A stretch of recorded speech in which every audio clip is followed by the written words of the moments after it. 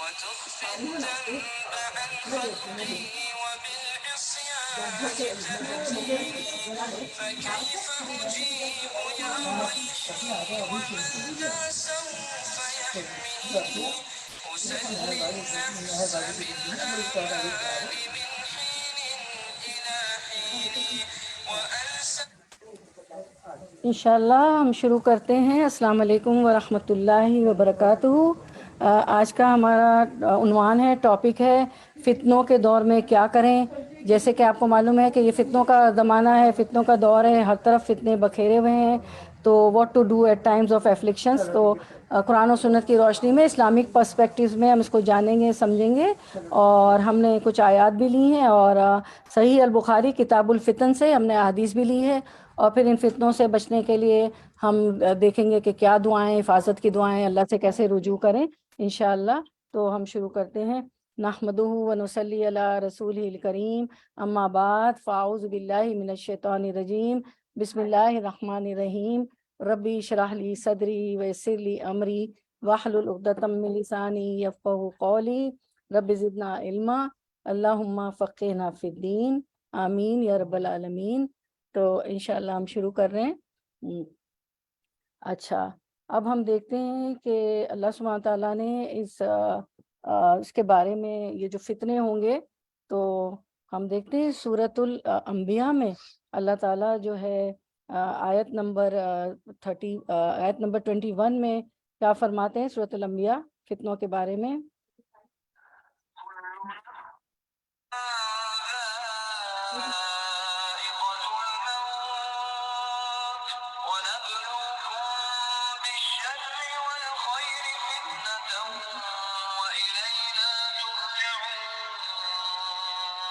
یہ سورۃ انبیاء کی آیت جو ہے 35 ہے.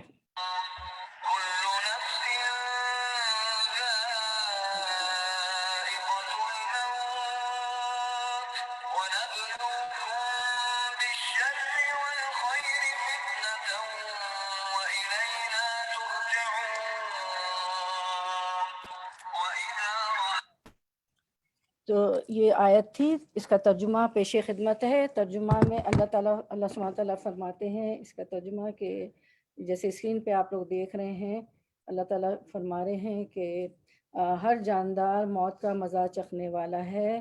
ہم بطریق امتحان تم میں سے ہر ایک کو برائی بھلائی میں مبتلا کرتے ہیں، اور تم سب ہماری ہی طرف لوٹائے جاؤ گے.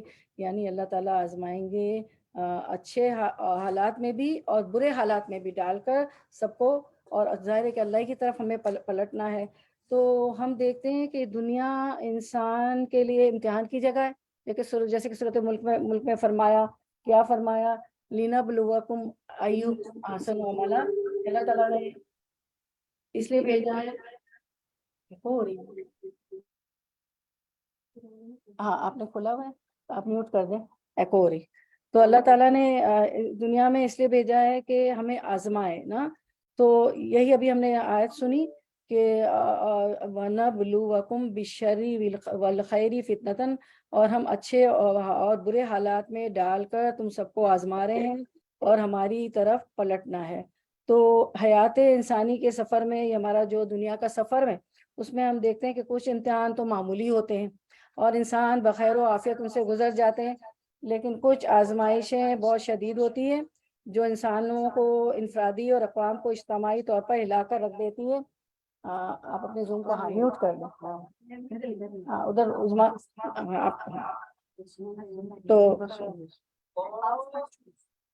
تو یہ بند ہو جائے گی نا.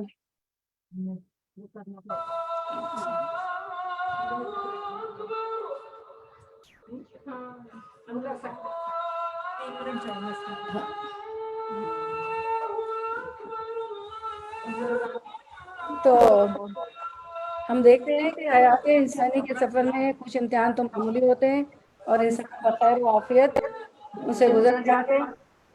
کدھر سے اچھا آپ نکل جائیں، بہت ڈسٹربنس ہو رہا ہے آن لائن میں ہمارے سنتے ہیں. تو انسان بخیر و عافیت ان سے گزر جاتے ہیں، لیکن کچھ آزمائشیں بہت شدید ہوتی ہے جو انسان کو انڈیویجولی، انفرادی اور اور اقوام کو اجتماعی طور پر ہلا کر رکھ دیتی ہیں. تو ہم اپنی ذات میں بھی انفرادی طور پہ بھی جو ہے آزمائشیں آ جاتی ہیں، اور ایز اے قوم بھی آ جاتی ہیں. ایز اے قوم جیسے ہم اپنے ملکوں میں دیکھ رہے ہیں، پاکستان پہ دیکھ رہے ہیں، سب جگہ دیکھ رہے ہیں کہ کیسی کیسی آزمائش آتے ہیں. کبھی جو ہے ہمارے گناہوں کی وجہ سے حکمران بہت ظالم آ جاتے ہیں، ایسی چیزیں ہو جاتی ہیں نا، کھیت غلہ ختم ہو جاتا ہے، زلزلے آ جاتے ہیں، تو قوم آزمائی جاتی ہے. تو خصوصاً اس دور میں ہم دیکھیں ہر طرف فتنے فتنے ہیں، انفرادی اجتماعی فتنے ہیں، مال و اولاد کے فتنے ہیں، سیاسی فتنے ہیں، زبانی لسانی فتنے ہیں، اندرونی اور بیرونی فتنے، گھروں میں بھی فتنے ہیں، خاندانوں میں بھی فتنے ہیں، باہر کی دنیا میں بھی فتنے ہیں، ملک میں بھی فتنے ہیں، انٹرنیشنل وائز ملکی بین الاقوامی فتنے ہیں، مذہبی فتنے ہیں، تو مذہب میں فرقے بن گئے ہیں، اس کے فرقہ وارانہ فتنے ہیں، دہریت و الہات کے فتنے ہیں. دہریے کہتے ہیں ہم اللہ کو بھی نہیں مانتے، اور ہم بھی دیکھتے ہیں کہ بہت سے بچے بھی اسکول کالج میں جا کے بدل گئے، وہ دہریے بن گئے، ایتھیسٹ بن گئے کہ اللہ ہے ہی نہیں. تو کتنے فتنے ہیں. تو ہادی برحق نبی کریم صلی اللہ علیہ وسلم نے ہمیں آگاہ فرمایا کہ جیسے کہ آج کا ہمارا ٹاپک بھی ہے، ہم اسلامک پرسپیکٹو میں دیکھیں گے کہ آپ صلی اللہ علیہ وسلم نے کیا پیشن گوئیاں کی ہے، کیا پریڈکشن دی ہے کہ فتنے کیا ہوں گے. تو اللہ آپ صلی اللہ علیہ وسلم فرماتے اے لوگوں جلدی کرو اعمال خیر کرنے میں، ان فتنوں سے پہلے جو تاریک رات کے ٹکڑوں کی طرح ہر طرف چھائے ہوئے. اب ہم دیکھتے ہیں کہ اسلام ایک مکمل ضابطہ حیات ہے، اور یہ انسانی زندگی کے ہر پہلو میں بہترین رہنمائی کرتا ہے. جہاں ہمیں پرامن حالات میں زندگی گزارنے کے آداب و طریقے سکھائے گئے ہیں، وہاں اللہ تعالیٰ نے ہمیں جو ہے یہ بھی سکھا دیا ہے کہ فتنے فساد کے زمانے میں بحیثیت فرد انڈیویجولی اور بحیثیت ایک نیشن قوم کے ہمارا طرز عمل کیا ہونا چاہیے، ہمیں کیا کرنا چاہیے اس طرح کے ٹرائلز افلکشنز اور فتنے ہوں. تو اس بارے میں بھی اللہ تعالیٰ نے اور قرآن و حدیث میں ہماری بہترین رہنمائی ہوئی ہے. تو ہم دیکھتے ہیں کہ اس کے لیے ہم بہترین رہنمائی حاصل کرتے ہیں اسلامک پرسپیکٹو میں. تو ہم پہلے تو ہم دیکھتے ہیں کہ فتنے سے مراد کیا ہے. فتنے سے مراد یہاں ہر ایک آفت ہے، دینی ہو دنیاوی ہو، اور لغت میں لنگوسٹک معنی جو ہوتا ہے فتنے کے، سونے کو آگ میں تپانے کے ہے تاکہ اس کا کھڑا یا کھوٹا پن معلوم ہو. ایک آزمائش سے ہم نکھرتے ہیں نا، ہمیں پتہ چلتا ہے، اور پھر دوسرا بھی اس آزمائش میں تکلیف میں پتہ چلتا ہے، ہاں مجھ پہ بھی گزری ہے، مجھے پتہ چلتا ہے. تو انسان کھڑا ہو جاتا ہے، کھڑے کھوٹے کا پتہ چل جاتا ہے. کبھی فتنہ عذاب کے معنی میں بھی آتا ہے، جیسے کہ ایک آیت ہے نا، ذوقوا فتنتکم، کیا کبھی اور کبھی آزمانے کے معنی میں آتا ہے. تو یہاں فتنے سے مراد وہ گناہ ہے جس کی سزا عام ہوتی ہے، مثلا بری باتوں کو دیکھ کر لوگ خاموش رہتے ہیں، امر بالمعروف نہیں کرتے، نیکی کا حکم نہیں دیتے ہیں، برائی سے نہیں روکتے. جبکہ آپ نے کتنی صورتیں پڑھ لی نا، اب تک 12ویں پارے میں آ گئی امر بالمعروف نہیں انل منکر، کتنی یہی اللہ تعالیٰ نے زور دیا ہے نا کہ، اور سبت والوں کا واقعہ ہم نے پڑھا کہ 3 گروہ ہو جاتے ہیں نا، ہر دفعہ ہر اس میں آپ دیکھیں گے ہر جگہ 3 گروہ ہو جائیں گے. ایک جو ہے اللہ کی بات نہیں مانے گا، جو اللہ نے کام منع کیا وہ کرے گا. دوسرا گروہ کیا ہوگا کہ اللہ کی بات مانے گا، وہ کام نہیں کرے گا، اور دوسرے اللہ کے بندوں کو بھی روکے گا کہ میرے ساتھ وہ بھی جنت میں جائے. تیسرا ہوگا صرف اپنی کرے گا، نہیں اللہ کی بات مانے گا، امر بالمعروف نہیں ممکن نہیں کرے گا. تو سب کے واقعے میں دیکھتے ہیں کہ عذاب 2 گروہ پہ آ گیا، کہ جنہوں نے جو ہے وہ تو تھے ہی فاسق، جنہوں نے بات نہیں مانی اور سب کا مطلب اللہ کے احکام کو توڑا، تو ان پہ تو عذاب آنا ہی ہوتا ہے. دوسرا گروہ جس نے لوگوں کو روکا اور خود بھی نہیں کیا، وہ عذاب سے بچ گیا. وہ گروہ جو خود تو روکتا ہے، رکتا گیا لیکن لوگوں کو نہیں روکا، امر بالمعروف نہیں انل منکر نہیں کیا، تو وہ عذاب اس پہ آ جاتا ہے. تو اس کا مطلب ہے کہ امر بالمعروف نہیں انل منکر کرنا چاہیے. اور پھر اس میں کچھ لوگ ہوتے ہیں سستی کرتے ہیں، نیکی کا حکم نہیں دیتے، برائی سے نہیں روکتے ہیں، اور جو ہے کیا کرتے ہیں کہ نا اتفاقیاں کرتے ہیں، بدعت ہو جاتی، بدعت میں مبتلا ہو جاتے ہیں، جہاد میں سستی کرتے ہیں، نیک کاموں میں سستی کرتے ہیں. تو ہمیں کوئی بھی اپارچونٹی آئے فوراً کر گزرنا چاہیے. آج کروں گی، کل کروں گی، کل صدقہ دوں گی، کل وہ کروں گی، اور کیا آتا ہے وہ نکل جائے، بھول جاتے ہیں. فوراً جو ہے ہمیں اس کو کر لینا چاہیے. جو بھی حکم اللہ کا آئے یا کوئی بھی ہمیں کھڑا ہو کوئی پریشانی میں کہ بھئی ہیلپ کر دو، تو فوراً جو ہے اس سے فائدہ اٹھانا چاہیے. اب ہم یہ دیکھتے ہیں کہ فتنوں کے دور میں کرنا کیا چاہیے، کیونکہ ہم یہی آج ہمارا ٹاپک ہے نا.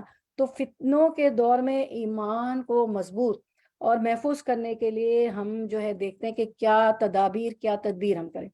تو عملی تدابیر یعنی ہمارے جو ہے عمل کیا ہوں گے جس سے ہم یہ فتنوں سے باہر نکل آئے. تو سب سے پہلے تو اخلاص نیت، ہر کام اللہ کے لیے ہو اور اپنے آپ کو خالص کر لیں. ریا، دکھاوا، فخر، دو جیسے کہ ہم لوگ جمع ہوتے ہیں سب لوگ اسی لیے جمع ہوتے ہیں نا کہ اللہ کے لیے کچھ سیکھیں کچھ پڑھیں، اور پھر عملوں کو بھی بدل رہے ہیں. بدعتیں چلی گئی ہماری مولے سے، ہم لوگوں میں، مجھ میں، آپ میں بہت چینج آیا. پھر دعا فتنوں سے بچنے کے لیے اللہ تعالیٰ کی سے رجوع کرنا ہے، کیونکہ دعا کے بغیر، دعا تو مومن کا ہتھیار ہے نا، اور عبادت کا مغز ہے، دعا کرنی ہے. تو یہ دعائیں بہت سی ہیں اللہ کی طرف رجوع کرنے کی، وہ انشاءاللہ ہم آخر میں ہماری دعا جب ہوگی جب دیکھ لیں گے. پھر حفاظت سے بچنے کی دعا وہ دیکھ لیں گے. اس کے بعد ہمیں نوافل کا اہتمام کرنا. 5 نمازیں تو ہم پڑھتے ہیں، نوافل کثرت سے ادا کریں، خصوصاً تہجد کا اہتمام کریں. اب ہماری ایک حدیث بھی آئے گی کہ آپ صلی اللہ علیہ وسلم اپنی بیویوں سے کہہ رہے ہیں، ازواج مطہرات سے، کہ جا کے ان کو اٹھا دو، ان کا دروازہ ٹھوکو. تو تہجد کا اہتمام کریں. آپ کو پتہ ہے کہ تہجد میں اللہ تعالیٰ آسمان دنیا پہ تجلی فرماتے ہیں، اور وہ ہے کہ وہ تو ایک ایسا ایرو ہے، کہتے ہیں نا کہ کوئی نشانے باز ہوتا ہے، نشان لگا وہ جا کے لگتا ہے تو وہ ضرور لگتا ہے، کیونکہ وہ 7ویں آسمان سے ہمارے آسمان پہ آ جاتے ہیں. تو کیونکہ غیر معمولی حالات میں عبادت بھی کثرت سے ہونی چاہیے. آپ کے گھر میں ایمرجنسی ہوتی ہے، آپ کتنا کچھ کرتے ہیں نا، مریض کو، پیشنٹ کو ایمرجنسی میں لے جاتے ہیں، پھر آ کے اس کے لیے پرہیزی کے کھانے، یہ وہ، اس کی ایکسٹرا کیئر. تو اس وقت حالات بہت برے ہیں نا، مطلب غیر معمولی حالات ہے، فتنہ ہر طرف سے آ گیا ہے. تو اس میں عبادت بھی کثرت سے کرنی چاہیے، جو نوافل فرض نمازوں کے بعد 5 نوافل کو ادا کریں. اچھا، صدقہ خیرات جو ہے دل کی تنگی کو دور کرتا ہے. اپنی چیزیں، مال اور وقت لوگوں کے ساتھ شیئر کریں. صدقہ خیرات کثرت سے کریں، وقت بھی دیں، کیونکہ اگر کوئی ٹیکنالوجی ہے، کوئی سکلز ہیں تو وہ بھی آپ اس کو بھی شیئر کریں، جس میں دین اور دنیا دونوں کا فائدہ ہو. علم دین کی اصل یعنی قرآن و سنت کی طرف رجوع کریں، جس میں زندگی کے ہر پہلو سے متعلق عملی اور مکمل رہنمائی موجود ہے. دین کا علم حاصل کرتے تو ہماری ایک طرح سے محتاجی ختم ہو جاتی، کہاں سے پڑھیں، کہاں سے جانیں. اور ایک حلقہ ہوتا ہے تو ایک دوسرے سے پوچھ بھی لیتے ہیں نا کہ کیا کریں کیا نہ کریں. ٹھیک ہے. اس کے بعد جو ہے ٹائٹل کردار سازی، تزکیہ نفس. شخصیت کی ظاہری تراش و خراش سے زیادہ کردار سازی پر توجہ دیں. تزکیہ نفس کرنا ہے، اپنے آپ کا تزکیہ کرنا ہے، اپنے اخلاق اچھے کرنے ہیں. اللہ تعالیٰ کے نزدیک جو معیار ایمان اور امانت داری کا ہے وہ اپنے اندر پیدا کرنا ہے، اور سچائی، تواضع، شرافت، نرمی، وسیع النظری، قول و فعل کی یکسانیت، وسعت قلب اور برداشت پیدا کرنا. فتنے جبھی برداشت ہوں گے نا، جب برداشت پیدا ہوگا جبھی اس پہ ہم گزر جائیں گے. صبر و تحمل، اپنے اندر صبر و تحمل پیدا کریں. صبر کا مطلب جذباتی رد و عمل سے بچنا ہے، ناگوار باتوں کو تحمل سے برداشت کرنا ہے. جذبات میں آ کے کام خراب کر دیتے، غصہ کرتے ہیں، اور جو کام ہونے والا ہوتا ہے وہ بھی نہیں ہوتا ہے نا. تو اپنے جو ہے جذبات پہ کنٹرول کرنا ہے، تحمل سے برداشت کرنا ہے. اس سے حالات پر بہتر طور پر قابو پایا جا سکتا ہے اور اپنی صلاحیتیں بہتر طور پر استعمال کر سکتے ہیں. تعصب سے بچیں. تعصب کہتے ہیں بغض و عناد کو اپنے دل سے نکال دیں. تعصب یہ ہے کہ کسی سے اختلاف ہونے کی صورت میں اس کی اچھی بات بھی نہ لی جائے، اور پسندیدہ ہونے کی صورت میں غلط بات بھی نہ لی جائے. افراط و تفریط کرتے ہیں، جو پسندیدہ ہوتا ہے اس کی غلط بات بھی لے لیں گے، غلطی نہیں مانیں گے. اور کسی سے تعصب ہے، کسی سے ہمیں بغض ہے، عناد ہے، کسی سے وہ ہے، تو اس کی جو ہے اچھی بات کو بھی ہم نہیں مانتے ہیں. تو یہ تعصب نہیں ہوتا. تعصب حق کو قبول کرنے، اس پر عمل کرنے سے روکتا ہے. نیکی کے کاموں میں جیسے کہ ہمیں بتایا کہ جلدی کریں، اور کہیں وہ وقت نہ آ جائے کہ جب نیکی کا موقع ہی نہ رہے. فتنوں کے مواقع سے حتی الامکان بچنے کی کوشش کریں. سنی سنائی باتوں پر کان نہ دھریں، اصل مقصد کی طرف نظر رکھیں. اپنے آپ کو تعمیری کاموں میں لگائے رکھیں. کوئی کچھ کہہ رہا ہے کہنے دیں، آپ کے خلاف کہہ رہا ہے، کچھ بھی کہہ رہا ہے. ہمارا جو ایز اے اسٹوڈنٹ آف قرآن گول بہت ہائی ہے، بہت اونچا ہے. خود بھی ہمیں جو آپ سے مکارم اخلاق کے لیے بھیجے گئے تھے، اپنے اخلاق کو، اپنے حقوق اللہ، حقوق العباد، اپنی زندگی کے ہر پہلو کو سنوارنا ہے، تزکیہ نفس کرنا ہے. چھوٹی چھوٹی باتیں ہم نے لے کے بیٹھ گئے نا، یہ اس نے کیا وہ کیا، تو اپنا دل جلاتے رہیں گے اور اپنی جو ہے صلاحیتوں کو ہم جو ہے کمزور کرتے رہیں گے. اور کرنے کے کام، ایک قرآن کا اسٹوڈنٹ نا وہ ان باتوں کو پیٹی ایشوز، دیز آر پیٹی، سو واٹ، لیٹ دیم سے. آپ سسم کو بھی مجنون کہا نا، جادوگر کہا، اور کوئی آ کے پڑھا جاتا ہے اور مجنون ہے، دیوانے، یہ وہ. لیکن وہ کام کرتے کہ بازاروں میں بھی جاتے تھے، پتھر بھی پڑے، لیکن اپنی مشن سے پیغمبروں کو ہم دیکھتے ہیں نا، باز نہیں آئے. وہ کرتے رہنا ہمیں. احترام انسانیت، عام انسان کا احترام کریں، نیز آپس میں ایک دوسرے کی عزت اور آبرو کا پاس رکھیں. اور یہ نہیں ہو رہا ہے. فوراً بدتمیزی سے بات، وائس میسیجز اتنے زوردار مجھے آیا تھا کہ میں ہل کے رہ گئی. ابھی مجھے تجربہ ہوا، میں نے چپکے سے آرام سے، وہ ٹھنڈے پڑ گئے. تو کیا ہوتا ہے کہ لائل نہیں ہے اور یہ ساری تعلیمات ان کو نہیں پہنچی ہے، تو برداشت کریں، تحمل، سب تو سامنے والا یہ تو کچھ نہیں کر رہا ہے، اس پہ تو اثر ہی نہیں ہو رہا ہے، میں کتنا بھی چیخوں چلاؤں، یہ تو اپنی مشن پہ جاری ہے، جو اللہ کا کام ہے، جو کرنا ہے وہ کرنا ہے، اپنی زندگی کے کام ہے جو بھی ہے، کیونکہ ہمارے بچے ہیں، نوازے نواسیاں، پوتے پوتیاں ہیں، ہم میں سے کچھ عورتیں مرد ہیں، ہمارے بہت کام کرنے کو ہے. ہم اپنے گھر کو دیکھیں، نہ یہ کہ ہم چھوٹی چھوٹی باتوں کو لے کے بیٹھ جائیں کہ فلاں نے یہ کہا فلاں نے یہ کہا. اختلاف رائے کی صورت میں اولو الامر کی اطاعت کریں جب تک وہ قرآن و سنت کے مطابق حکم دے. اس جو سارا میں آپ کو ایک اوپننگ آپ کو دے رہی ہوں نا، یہ ساری حدیثیں اسی پر ہے. ٹھیک ہے، تو آپ اویئر ہو جائیں کہ ہم پڑھنے کیا جائیں. تو اولو الامر کی اطاعت کریں. اولو الامر جو آپ کے اوپر ہوتے ہیں، جاب پلیس پہ ہو، آپ کا مسلمان لیڈر ہو، آپ کے منسٹرز ہوں، وزیر ہوں، آپ کسی کی جگہ کام کر رہی ہیں، شوہر آپ کا اولو الامر ہے، اس کی بات مانیں. کسی آرگنائزیشن میں اس کی بات مانیں. کوئی آپ کا استاد ہے، وہ اولو الامر ہے. جلد بازی سے کام لیتے ہوئے مخالفت اور بد اخلاقی پر نہ اترے. فوراً جلدی کر لیتے ہیں، فوراً ہم رزلٹ تک پہنچ جاتے. بھائی اگلے کی بات تو سنیں، اگلے کے پرابلمس تو سمجھے. جلد بازی نہیں کرنی ہے، سننے کی، سمجھنے کی کوشش کریں اور تعصب سے بچیں. اگر مسلمان کے دو گروہ باہم لڑ پڑیں تو کسی بھی گروہ کی حمایت یا پیروی بغیر سوچے سمجھے نہ کریں. اگر کسی کے حق پر ہونے کے بارے میں فیصلہ نہ کر سکیں تو الگ رہنا بہتر ہے. کسی سے ناراضگی کی صورت میں اپنی رائے کا اظہار جو ہے براہ راست متعلقہ شخصی سے کریں، نہ کہ عوام الناس میں اپنے خیالات کا اظہار کر کے ان میں بدامنی و انتشار پھیلائیں. کسی سے تکلیف ہے، شکایت ہے، فوراً اس کو فون کریں، اس کے پاس چلی جائیں. اس سے کہے، اس سے کہے، سائمہ سے شکایت ہے تو جا کے میں اسما سے بات کری، اسما سے بات، انتشار پھیلتا ہے، کیوس سا ہو جاتا ہے، غیبت ہو جاتی. آپ ڈائریکٹ بات کر لیں کہ میری بہن یہ مجھے ہے، شکایت ہے اور کیا ہے.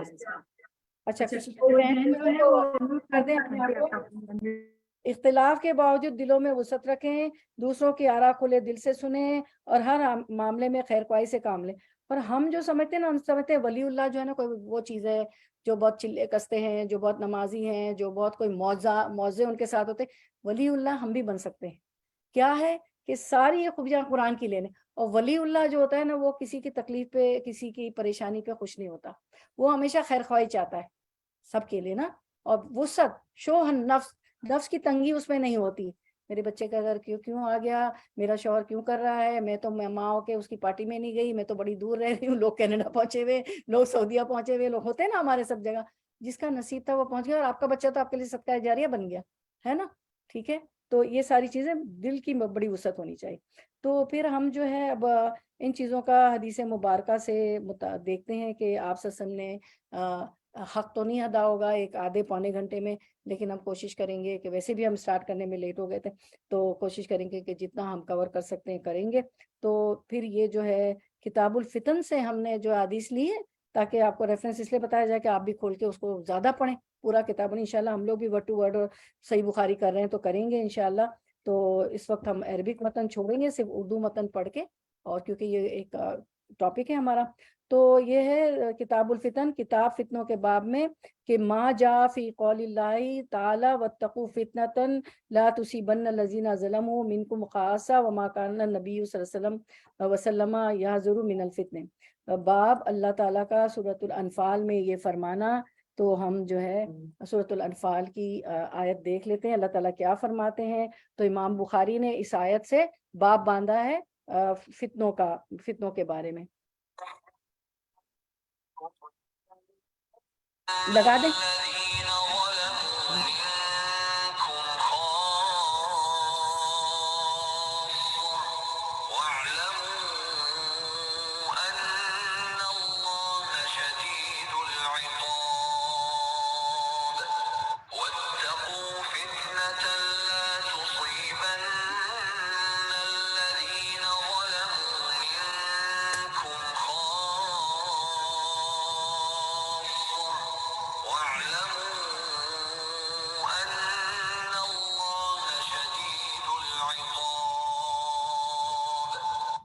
تو امام بخاری نے اس آیت سے کتاب فتنوں کا جو ہے ان کا چپٹر جو ہے باندھا ہے کہ باب اللہ تعالیٰ کا سورہ انفال میں یہ فرمانا کہ اس فتنے سے بچو جو ظالموں پر خاص نہیں رہتا، بلکہ ظالم غیر ظالم عام و خاص سب اس میں پس جاتے ہیں. تو جو ہے اور اس میں پس جاتے ہیں، اور تم میں سے ان گناہوں کے مرتکب ہوتے ہیں، اور یہ جان رکھو کہ اللہ سخت سزا دینے والا ہے. تو ہم دیکھتے ہیں اس پر یہ حدیث مبارکہ دیکھتے ہیں کہ کیا ہے۔ اللہ تعالیٰ، پہلے تو ہم فتنہ دیکھ لیتے ہیں کہ فتنہ ہوتا کیا ہے، ٹھیک ہے۔ تو فتنے میں جو ہے ہم دیکھتے ہیں غیبت کرنا آ جاتا ہے، تانا زنی کرنا آ گیا، دخل اندازی کرنا، کسی کو برا بھلا کہنا، جھوٹ بولنا، کسی پر بے جا تبصرے کرنا، وہ ایسی وہ ایسی، یہ ایسا وہ ایسا، یہ فتنہ ہے۔ پھر ہم دیکھتے ہیں حدیث دیکھتے ہیں آپ صلی اللہ علیہ وسلم نے کیا فرمایا۔ نبی کریم صلی اللہ علیہ وسلم نے فرمایا کہ میں حوضے، دیکھے سب سے پہلے تو بدعت بڑا فتنہ ہے، بہت بڑا بدعت فتنہ ہے، تو یہ ہم دیکھتے ہیں کہ بدعت، آپ صلی اللہ علیہ وسلم نے فرمایا کہ میں حوض کوثر پر تم سے پہلے رہوں گا، جو وہاں پہنچے گا اس کا پانی پیے گا، اور جو اس کا پانی پی لے گا وہ اس کے بعد کبھی پیاسا نہیں ہوگا، شربتن ہنیئتن مریئتن، حوض کوثر، اللہ میں پینا نصیب کرے۔ میرے پاس ایسے لوگ بھی آئیں گے جن میں پہچانتا ہوں گا، وہ مجھے پہچانتے ہوں گے، پھر میرے اور ان کے درمیان پردہ ڈال دیا جائے گا۔ تو پھر آپ صلی اللہ علیہ وسلم فرماتے ہیں کہ یہ لوگ آپ صلی اللہ علیہ وسلم کہیں گے، جب پردہ ڈال دیا جائیں گے نا، تو آپ صلی اللہ علیہ وسلم کہیں گے کہ یہ لوگ تو مجھ میں سے ہیں، میری امتی ہیں، کیونکہ وضو کے نشان سے پہچانیں گے نا حوض کوثر پہ آپ صلی اللہ علیہ وسلم۔ تو نبی کریم صلی اللہ علیہ وسلم سے اس وقت کہا جائے گا کہ آپ کو معلوم نہیں کہ آپ کے بعد انہوں نے کیا تبدیلیاں کر دی، یعنی دین میں تبدیلیاں کر دی، اپنی طرف سے گھڑ گھڑ کر چیزیں کرنے لگے۔ میں کہوں گا کہ دوری ہو ان کے لیے جنہوں نے میرے بعد دین میں تبدیلیاں پیدا کر دی نا، جیسے ہر چیز میں تبدیلیاں کر دی نا، میت میں 10واں 20واں 40واں پتہ نہیں کیا کیا کیا کیا، اور جو ہے فلاں جو ہے میرا مشکل حل مشکل کر دے گا، فلاں غوث ہے، فلاں دستگیر ہے، ساری جو ہے اللہ تعالیٰ کے ساتھ شریک ٹھہرا دیے، بدعتیں کر دی، تو آپ صلی اللہ علیہ وسلم کے ہاتھ سے حوض کوثر کا پانی پینا نصیب نہیں ہوگا۔ نبی کریم صلی اللہ علیہ وسلم نے فرمایا قیامت کے دن میں حوض کوثر پر ہوں گا اور اپنے پاس آنے والوں کا انتظار کر رہا ہوں گا، پھر حوض کوثر پر کچھ لوگوں کو مجھ تک پہنچنے سے پہلے ہی گرفتار کر لیا جائے گا، تو میں کہوں گا کہ یہ تو میری امت کے لوگ ہیں۔ جواب ملے گا کہ آپ کو معلوم نہیں یہ لوگ الٹے پاؤں پھر گئے تھے، یعنی الٹے پاؤں پھر جائیں یا فتنے میں پڑ جائیں۔ ظاہر ہے جب بدعتیں کرتے تو وہ بھی ایک فتنہ ہے نا، بہت بڑا، کیا کیا اپنی طرف سے گھڑ گھڑ کے چیزیں ہو رہی ہوتی ہیں، اور جو ہے فرض نمازیں چلی جاتی ہیں ان کو کرنے میں۔ نبی کریم صلی اللہ علیہ وسلم نے فرمایا حوض کوثر پر میں تم لوگوں کا پیش خیمہ ہوں گا، اور میں تم میں سے کچھ لوگ میری طرف آئیں گے، جب میں نے حوض کا پانی دینے کے لیے جھکوں گا تو انہیں میرے سامنے سے کھینچ لیا جائے گا، میں کہوں گا اے میرے رب یہ تو میری امت کے لوگ ہیں۔ اللہ تعالیٰ فرمائے گا آپ کو معلوم نہیں کہ انہوں نے آپ کے بعد دین میں کیا کیا نئی نئی باتیں نکال لی تھی، جبکہ اللہ تعالیٰ نے ایک آیت بھی نازل فرما دی کہ الیوم اکملت لکم دینکم، ہے نا، کہ میں نے آج کے دن تمہارے لیے دین کو مکمل کر دیا، تم کو تمہارے لیے دین اسلام کو پسند کر لیا، تو اس کے بعد تو کوئی بات رہی نہیں جاتی، چیز کمپلیٹ ہے، مکمل ہے۔ اللہ رسول قرآن میں بھی اور آپ وسلم میں بھی سب کچھ بتا دیا۔ اچھا پھر ہے، میں نے نبی آپ وسلم فرماتے ہیں کہ میں حوض کوثر پر تم سے پہلے رہوں گا، جو وہاں پہنچے گا تو اس کا پانی پیے گا، اور جو اس کا پانی پی لے گا اس کے بعد کبھی پیاسا نہیں ہوگا۔ میرے پاس ایسے لوگ بھی آئیں گے جنہیں میں پہچانتا ہوں گا۔ یہ تو ہم نے کر لی نا، یہ تو ہاں یہ تو ہو گیا، یہ ہو گئی حدیث۔ اچھا اب اس کے بعد ہم دیکھتے ہیں کہ عمر رضی اللہ، ہاں یہ ایک صحابی فرماتے ہیں the narrator of the حدیث، ہم عمر رضی اللہ عنہ کی خدمت میں بیٹھے ہوئے تھے کہ انہوں نے پوچھا سے کسے فتنے کے بارے میں نبی کریم صلی اللہ علیہ وسلم کا فرمان یاد ہے۔ ساری حدیث ہم فتنے کے متعلق پڑھتے ہیں۔ حذیفہ رضی اللہ عنہ نے کہا کہ انسان کا فتنہ، انسان کی آزمائش اس کی بیوی ہے، اور بیوی کے لیے شوہر ہے، اس کا مال، اس کے بچے اور پڑوسی کے معاملات میں ہوتا ہے انسان کا فتنہ، یعنی ان کی محبت میں وہ اللہ کو بھول جاتا ہے، بچوں کی محبت میں بھول جاتا ہے، ایون مرد جو ہوتا ہے حرام بھی لال لے آتا ہے ان کے لیے، بڑا گھر گاڑی زیور کرنے کے لیے۔ تو یہ سب سے بڑا، قرآن میں بھی ہے، اللہ تعالیٰ نے فرمایا کہ تمہاری ازواج، تمہاری اولاد تمہارے لیے فتنہ ہے، کہ اس کی محبت میں اللہ کو بھول جاتا ہے۔ تو جس کا کفارہ کیسے ادا ہوگا؟ نماز، صدقہ، امر بالمعروف اور نہیں انل منکر کر دیتا ہے۔ عمر رضی اللہ عنہ نے کہا کہ میں اس کے متعلق نہیں پوچھتا، بلکہ اس فتنے کے بارے میں پوچھتا ہوں جو دریا کی طرح ٹھاٹے مارے گا۔ تو حذیفہ رضی اللہ عنہ نے بیان کیا کہ امیر المومنین، آپ پر اس کا کوئی خطرہ نہیں، اس کے اور آپ کے درمیان ایک بند دروازہ رکاوٹ ہے، یعنی اتنے ذلیل القدر صحابی ڈرا کرتے تھے، اور ایک دوسرے سے دیکھیں باتیں کر رہے ہیں نا حذیفہ سے، امیر المومنین ہے اس وقت کے خلیفہ ہے، وہ پوچھ رہے ہیں ان سے، حذیفہ رضی اللہ عنہ سے۔ تو عمر رضی اللہ عنہ نے پوچھا وہ دروازہ توڑ دیا جائے گا یا کھولا جائے گا؟ بیان کیا توڑ دیا جائے گا۔ عمر رضی اللہ عنہ نے اس پر کہا کہ پھر تو وہ کبھی بند نہ ہو سکے گا۔ میں نے کہا جی ہاں۔ ہم نے حذیفہ رضی اللہ عنہ سے پوچھا کیا عمر رضی اللہ عنہ اس دروازے کے متعلق جانتے تھے جو کہ بند کر دیا جائے گا؟ تو فرمایا کہ ہاں، جس طرح میں جانتا ہوں کہ کل سے پہلے رات آئے گی کیونکہ میں نے ایسی بات بیان کی تھی جو بے بنیاد نہیں تھی۔ ہمیں ان سے یہ پوچھتے ہوئے ڈر لگا کہ وہ دروازہ کون تھے، چنانچہ ہم نے مسروق سے کہا کہ وہ پوچھے۔ جب انہوں نے پوچھا کہ وہ دروازہ کون تھے تو حذیفہ رضی اللہ عنہ نے کہا کہ وہ دروازہ عمر رضی اللہ عنہ تھے، یعنی وہ دروازہ حضرت عمر تھے، توڑنا یہ کہ وہ شہید کیے جائیں گے۔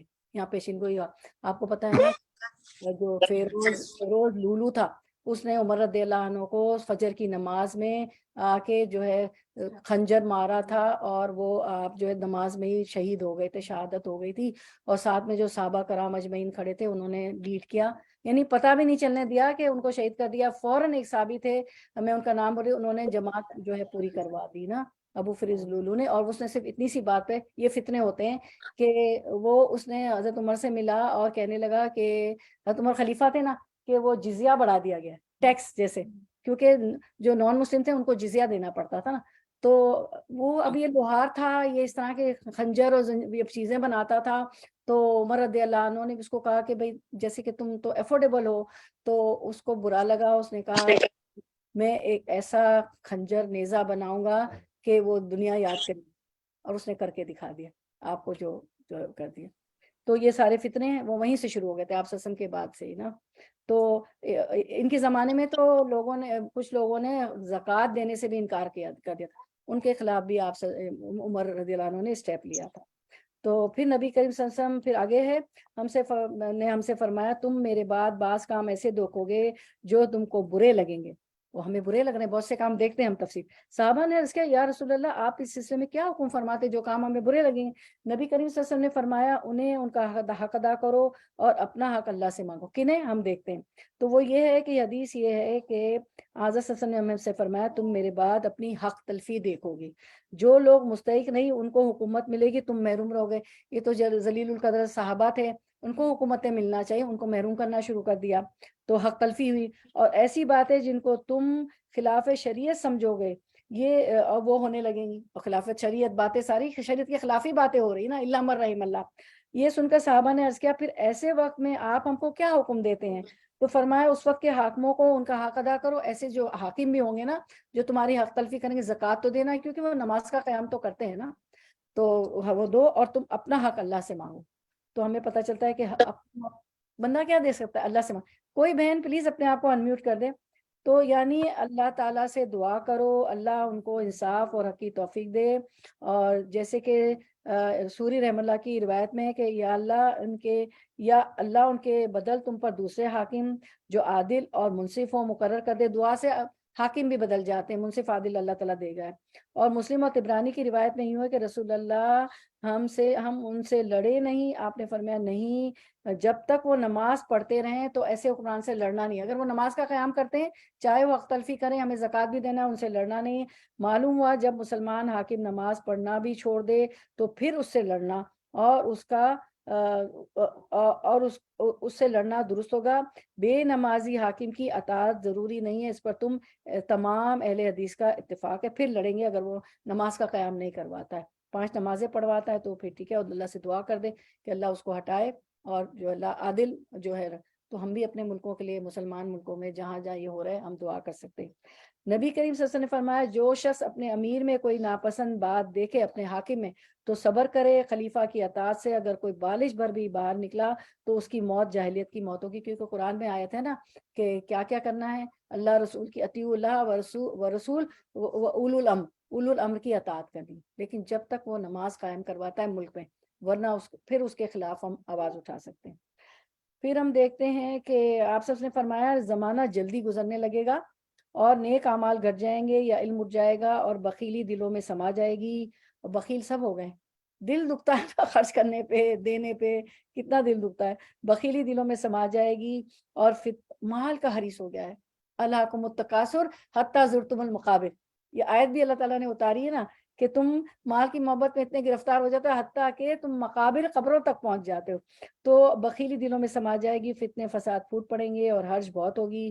صحابہ نے حرج کیا کہ آپ نے کہ حرج کیا ہوتا ہے، تو آپ سب نے فرمایا خون ریزی، قتل و عام۔ اب دیکھیں کوئی اسکالر اچھا ہوتا ہے اس کو اڑا دیا جاتا ہے، کوئی حکمران اچھا ہوتا ہے، آپ دیکھ رہی ہیں ایشیا میں ہمارے ملکوں میں کیا ہو رہا ہے، میں نام کسی چیز کا نہیں لوں گی کہ آپ سسم کہتے تھے وہ لوگوں کو کیا ہو گیا ہے، وہ ملک کو کیا ہو گیا، آپ سب انہی ملک کے ہم سب باشندے ہم دیکھ رہے ہیں، ہمارے پڑوسی ملک ہو یا ہم ہوں. یعنی کیا ہوگا، یعنی لوگ عیش و عشرت اور غفلت میں پڑ جائیں گے، وہی ہو رہا ہے. ان کو ایک سال ایسا گزرے گا جیسے ایک ماہ ایسے جیسے کہ ایک ہفتہ ایسے گزرے گا جیسے ایک دن. یا یہ مراد ہے کہ دن رات برابر ہو جائیں گے یا دن رات چھوٹے ہو جائیں گے، گویا یہ بھی قیامت کی ایک نشانی ہے. یا شر اور فساد نزدیک آ جائے گا، کوئی اللہ اللہ کہنے والا نہ رہے گا. یا دولتیں اور حکومتیں جلد بدلنے اور مٹنے لگیں گی. یا عمریں چھوٹی ہو جائیں گی، یا زمانے میں سے برکت جاتی رہے گی. جو کام اگلے لوگ ایک ماہ میں کرتے تھے وہ ایک سال میں بھی پورا نہیں ہوگا. اور یہ ہم سب دیکھ رہے ہیں، ٹائم میں تو برکت ہے ہی نہیں نا. نبی کریم صلی اللہ علیہ وسلم نے فرمایا، لیکن آپ دیکھیں جو لوگ قرآن میں ہوتے ہیں نا ان کا دن بہت بڑا ہو جاتا ہے. اگر آپ نے تہجد پڑھ لی، فجر پڑھ لی، تو آپ دین کے بہت سارے کام کر سکتے ہیں. اور یہ ہم ائمہ کرام کی ہے نا، ہماری بہن شہادت، ساری بہنیں گردن ہلا رہی اور شہادت دے رہی، گواہی دے رہی. تو اور آپ علماء کرام، ہم نے بعض دفعہ اسکرین پہ بھی بہت دفعہ دکھایا، پڑھ کے بھی بتایا کہ وہ کہتے ہیں کہ جب ہم اذکار کرتے ہیں، قرآن کی تلاوت کرتے ہیں، تو ہم نے زیادہ کتابیں لکھی، زیادہ دین کو پھیلایا، زیادہ ہم نے درس دیے، کیونکہ ان سے برکات ہوتی ہے.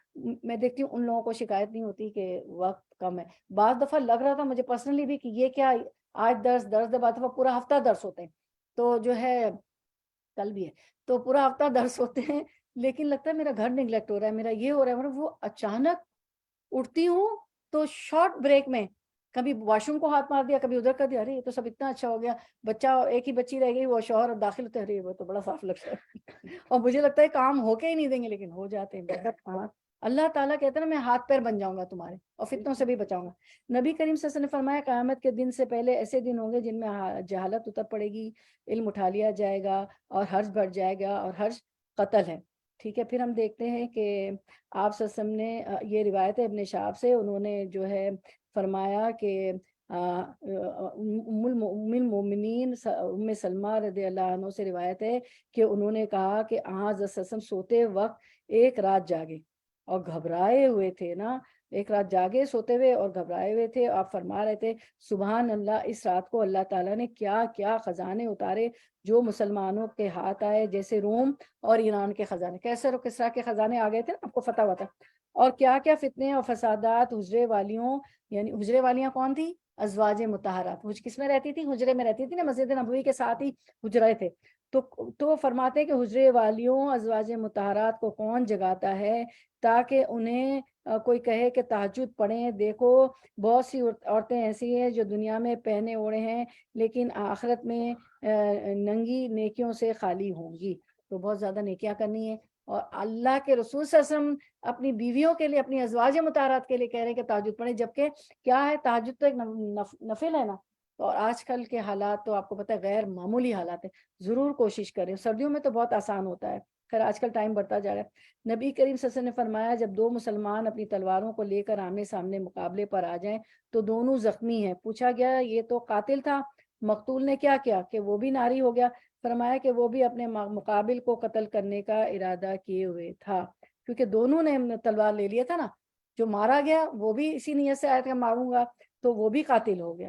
اس کے بعد ہم دیکھتے ہیں کہ رسول اللہ صلی اللہ علیہ وسلم سے خیر کے بارے میں پوچھا کرتے تھے ایک صحابی، لیکن میں شر کے بارے میں پوچھا کرتا تھا اس خوف سے کہ کہیں میری زندگی میں شر ہی نہ پیدا ہو جائے. میں نے پوچھا، یا رسول اللہ صلی اللہ علیہ وسلم، ہم جاہلیت اور شر کے دور میں تھے، پھر اللہ تعالیٰ نے ہمیں اس خیر سے نوازا، یعنی آپ صلی اللہ علیہ وسلم مبعوث ہوئے اور ساری خیر آئے، قرآن نازل ہوا، تو کیا اس خیر کے بعد بھی شر کا زمانہ ہوگا؟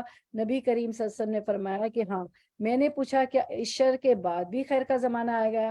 نبی صلی اللہ علیہ وسلم نے فرمایا ہاں، لیکن اس خیر میں کمزوری ہوگی، یعنی خیر، پہلے خیر آئے گا، پھر شر، پھر خیر، پھر شر. لیکن جب خیر آئے گی نا، جیسے اب ہمارے خیر میں کمزوری ہے، خیر تو ہے لیکن ایمان میں کمزوری ہے، اعمال میں کمزوری ہے خیر کے نا. پھر نبی کریم نے فرمایا ہاں لیکن اس خیر میں کمزوری ہوگی. میں نے پوچھا کہ کمزوری کیا ہوگی؟ فرمایا کہ کچھ لوگ ہوں گے جو میرے طریقے کے خلاف چلیں گے، ان کی بعض باتیں اچھی ہوں گی لیکن بعض میں تم برائی دیکھو گے. میں نے پوچھا کیا پھر دور خیر کے بعد دور شر آئے گا؟ فرمایا کہ ہاں، جہنم کی طرف سے بلانے والے دوزخ کے دروازے پر کھڑے ہوں گے، جو ان کی بات مان لے گا وہ اس میں انہیں جھٹک دیں گے. اور کیا ہوتا ہے، ہوائے نفس کے پیچھے چلتے ہیں، فلاں یہ کر رہا ہے، فلاں یہ کر رہا ہے. اور جیسے میوزک کوئی دیکھ لیں کہ کوئی محفل ہماری موسیقی اور گانے کے بغیر خالی نہیں. جبکہ دف پہ اللہ تعالیٰ کو ہماری فطرت معلوم ہے، دف پہ الاؤ ہے. وہی گانے گا لیں جس میں جذبات بھڑکانے والے نہیں ہو، اللہ رسول کے کوئی خلاف چیز نہ ہو، تو آپ کی محفل بچیاں خوش بھی ہو جائیں گی، خواتین ہم بھی خوش ہوں گے، مجھے بھی بلا لیں دف پہ. ٹھیک ہے. اور کیا ہوگا، ایک بچیاں بھی خوش ہو جائیں گے، ہمارے دین میں بھی ہے دف بجا لیں، ڈانڈیا راس جو کھیلتے ہیں وہ کھیل لیں، لیکن موسیقی نہ ہو، کیا ہوگا، اسے کان میں سیسا پگھلایا جائے گا. تو وہ چیزیں بھی کرتے ہیں نا، کہ وہی بات آپ سے فرما رہے، کچھ چیزیں اچھی ہوں گی، کچھ غلط ہوں گی. جو ان کی بات مان لیں گے وہ اس میں انہیں جھٹک دیں گے. اب کیا ہے یہ آخرت کا ایک عذاب ہے نا، کہ موسیقی سننے والے کان میں سیسا پڑے. آخر میں یہ پوری حدیث آ رہی ہے ہماری نا، انشاءاللہ یہ والی بھی آ رہی.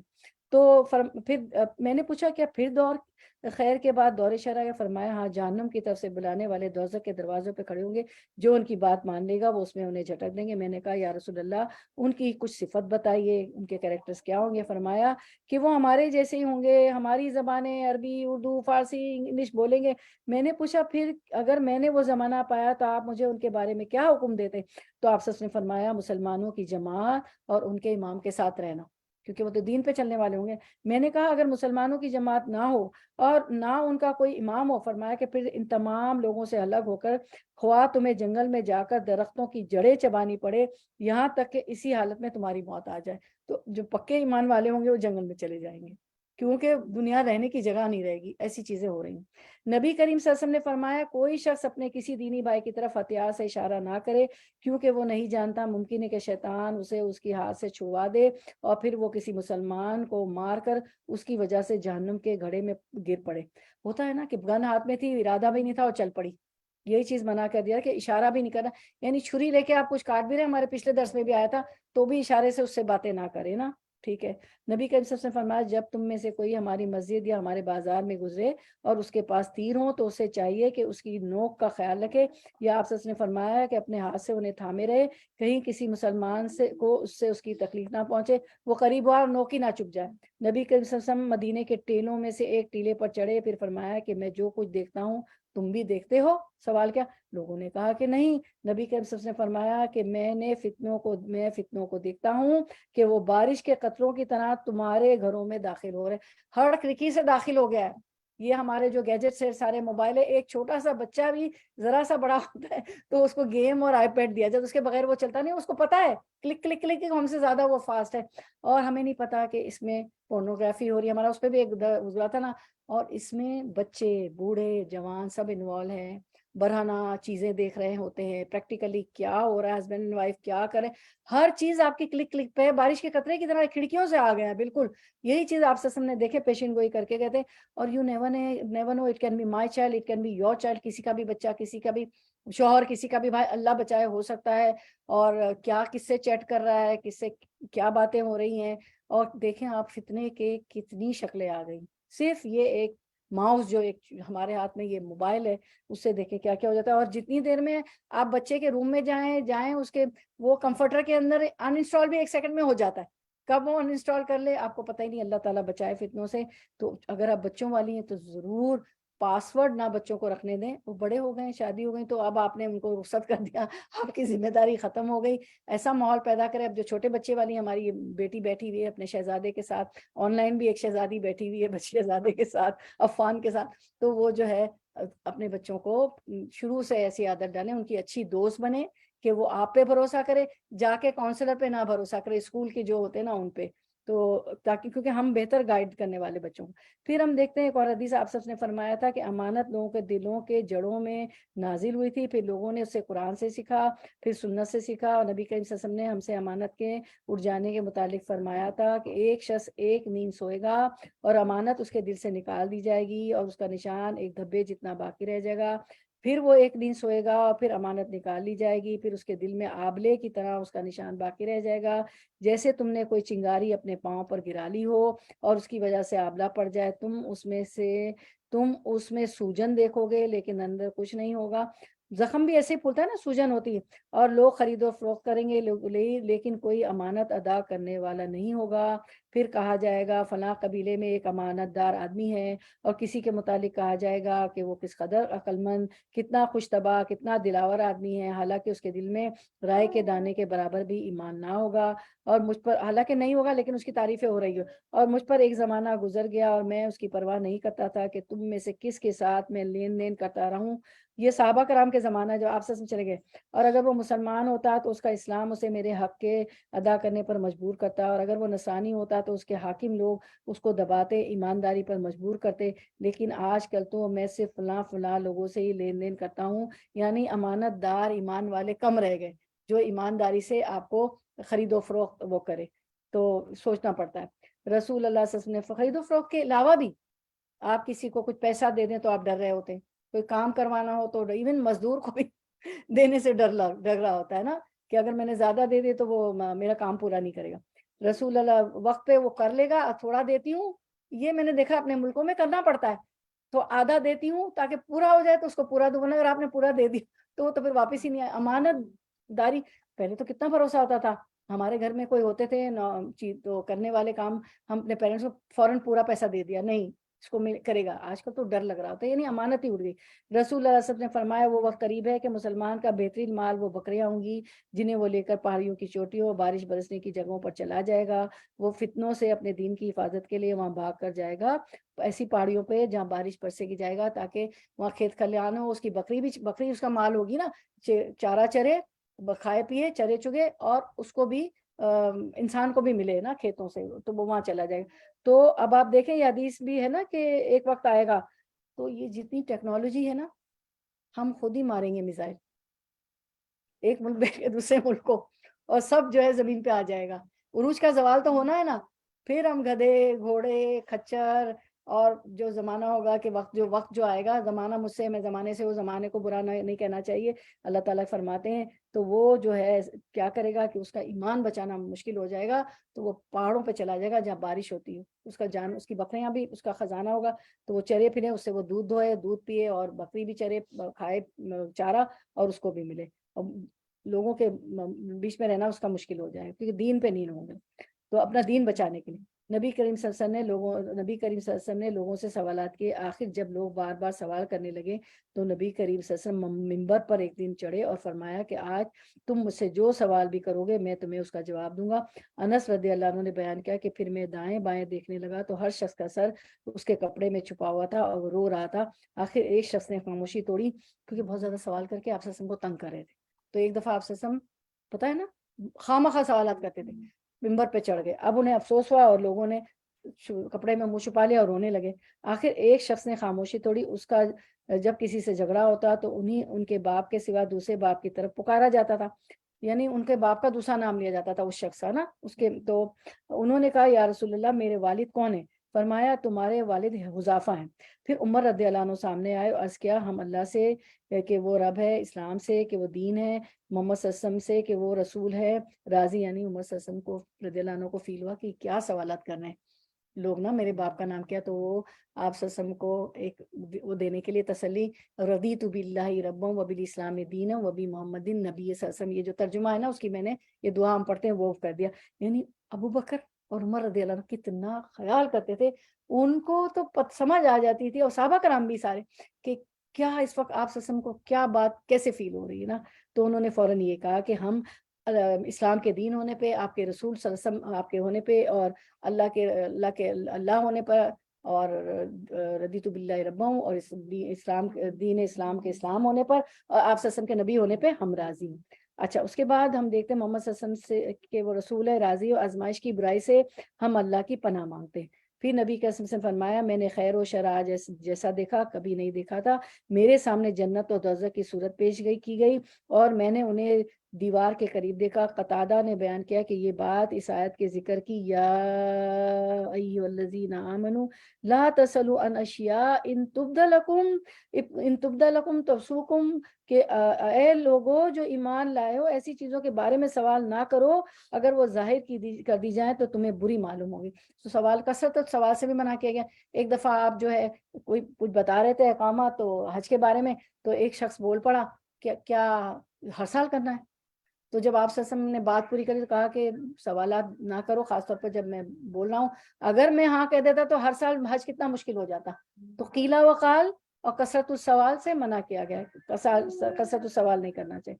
اس کے بعد ہم دیکھتے ہیں، اپنے موبائل کو آف کر دیں. انہوں نے ویسے بھی ریکارڈنگ سے وہ کہ ہم آف کر سکتے ہیں، اگر مسجد کی ہو رہی ہو تو اس کو ہم سننا چاہیے اور اس کا جواب دینا چاہیے، اور اذان کے بعد کی دعا بھی بتانی چاہیے، کیونکہ علماء کا اس پہ اجماع ہے کہ ریکارڈنگ پہ ضرور نہیں. لیکن ہم اس لیے کر رہے ہوتے ہیں کہ ہمیں مسجدوں سے آوازیں نہیں آتی، اس لیے ہم اس کا جواب دے کے اور ایک ثواب حاصل کریں. انہوں نے ایک صحابی انہوں نے نبی کریم صلی اللہ علیہ وسلم سے سنا کہ نبی کریم صلی اللہ علیہ وسلم مشرق کی طرف رخ کیے ہوئے تھے، مشرق کی طرف ہے نا، دا سن رائزز فرام دا ایسٹ کی طرف، اور فرما رہے تھے آگاہ ہو جاؤ فتنہ اس طرف سے جدھر سے شیطان کا سینگ طلوع ہوتا ہے. ٹھیک ہے، شیطان کا سینگ طلوع ہوتا ہے، وہ میں ایکسپلین کرتی ہوں. پہلے ہم دیکھ لیتے ہیں کہ مشرق سے کیا مراد ہے، کہ فتنہ کہاں سے آئے گا. مشرق سے آئے گا، ایسٹ سے. تو یہ شیطان کا سینگ بھی بتاتی ہوں. اب یہ جو پورب ہے نا، مشرق جو ہے نا، مدینے کے پورب کی طرف یعنی مشرق کی طرف نجد کا علاقہ، عراق، عرب، ایران اور ہند، یہ سب ممالک واقع ہے.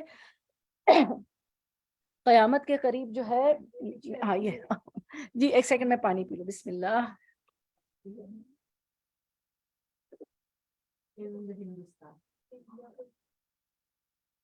جی اب دیکھیں ہم جغرافی بھی سیکھ رہے ہیں. آپ نے بڑا اچھا موقع دیا، بہت اجر آپ نے حج تو کما لیا، اور اتنا اچھا ٹاپک ان کی کوآپریشن سے ہوا ماشاءاللہ. ہماری IT انچارج اور آپ لوگوں کا کوآپریشن، بے شک آپ لوگوں کے بغیر نہیں ہو سکتا تھا.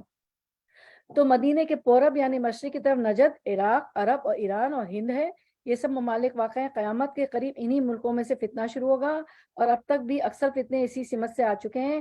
بڑا فتنہ تاتاریوں کا تھا، جنہوں نے خلافت اسلامی کو دھرم برم کر دیا اور ہزارہ مسلمان کو قتل کر دیا. بغداد کو جو اسلام کا دارالسلطنت تھا خراب اور برباد کر دیا. اب اس کے بعد ہم دیکھتے ہیں کہ دجال جو مشرق کے ملک سے آئے گا، دجال بھی مشرق سے آئے گا، پورب سے آئے گا.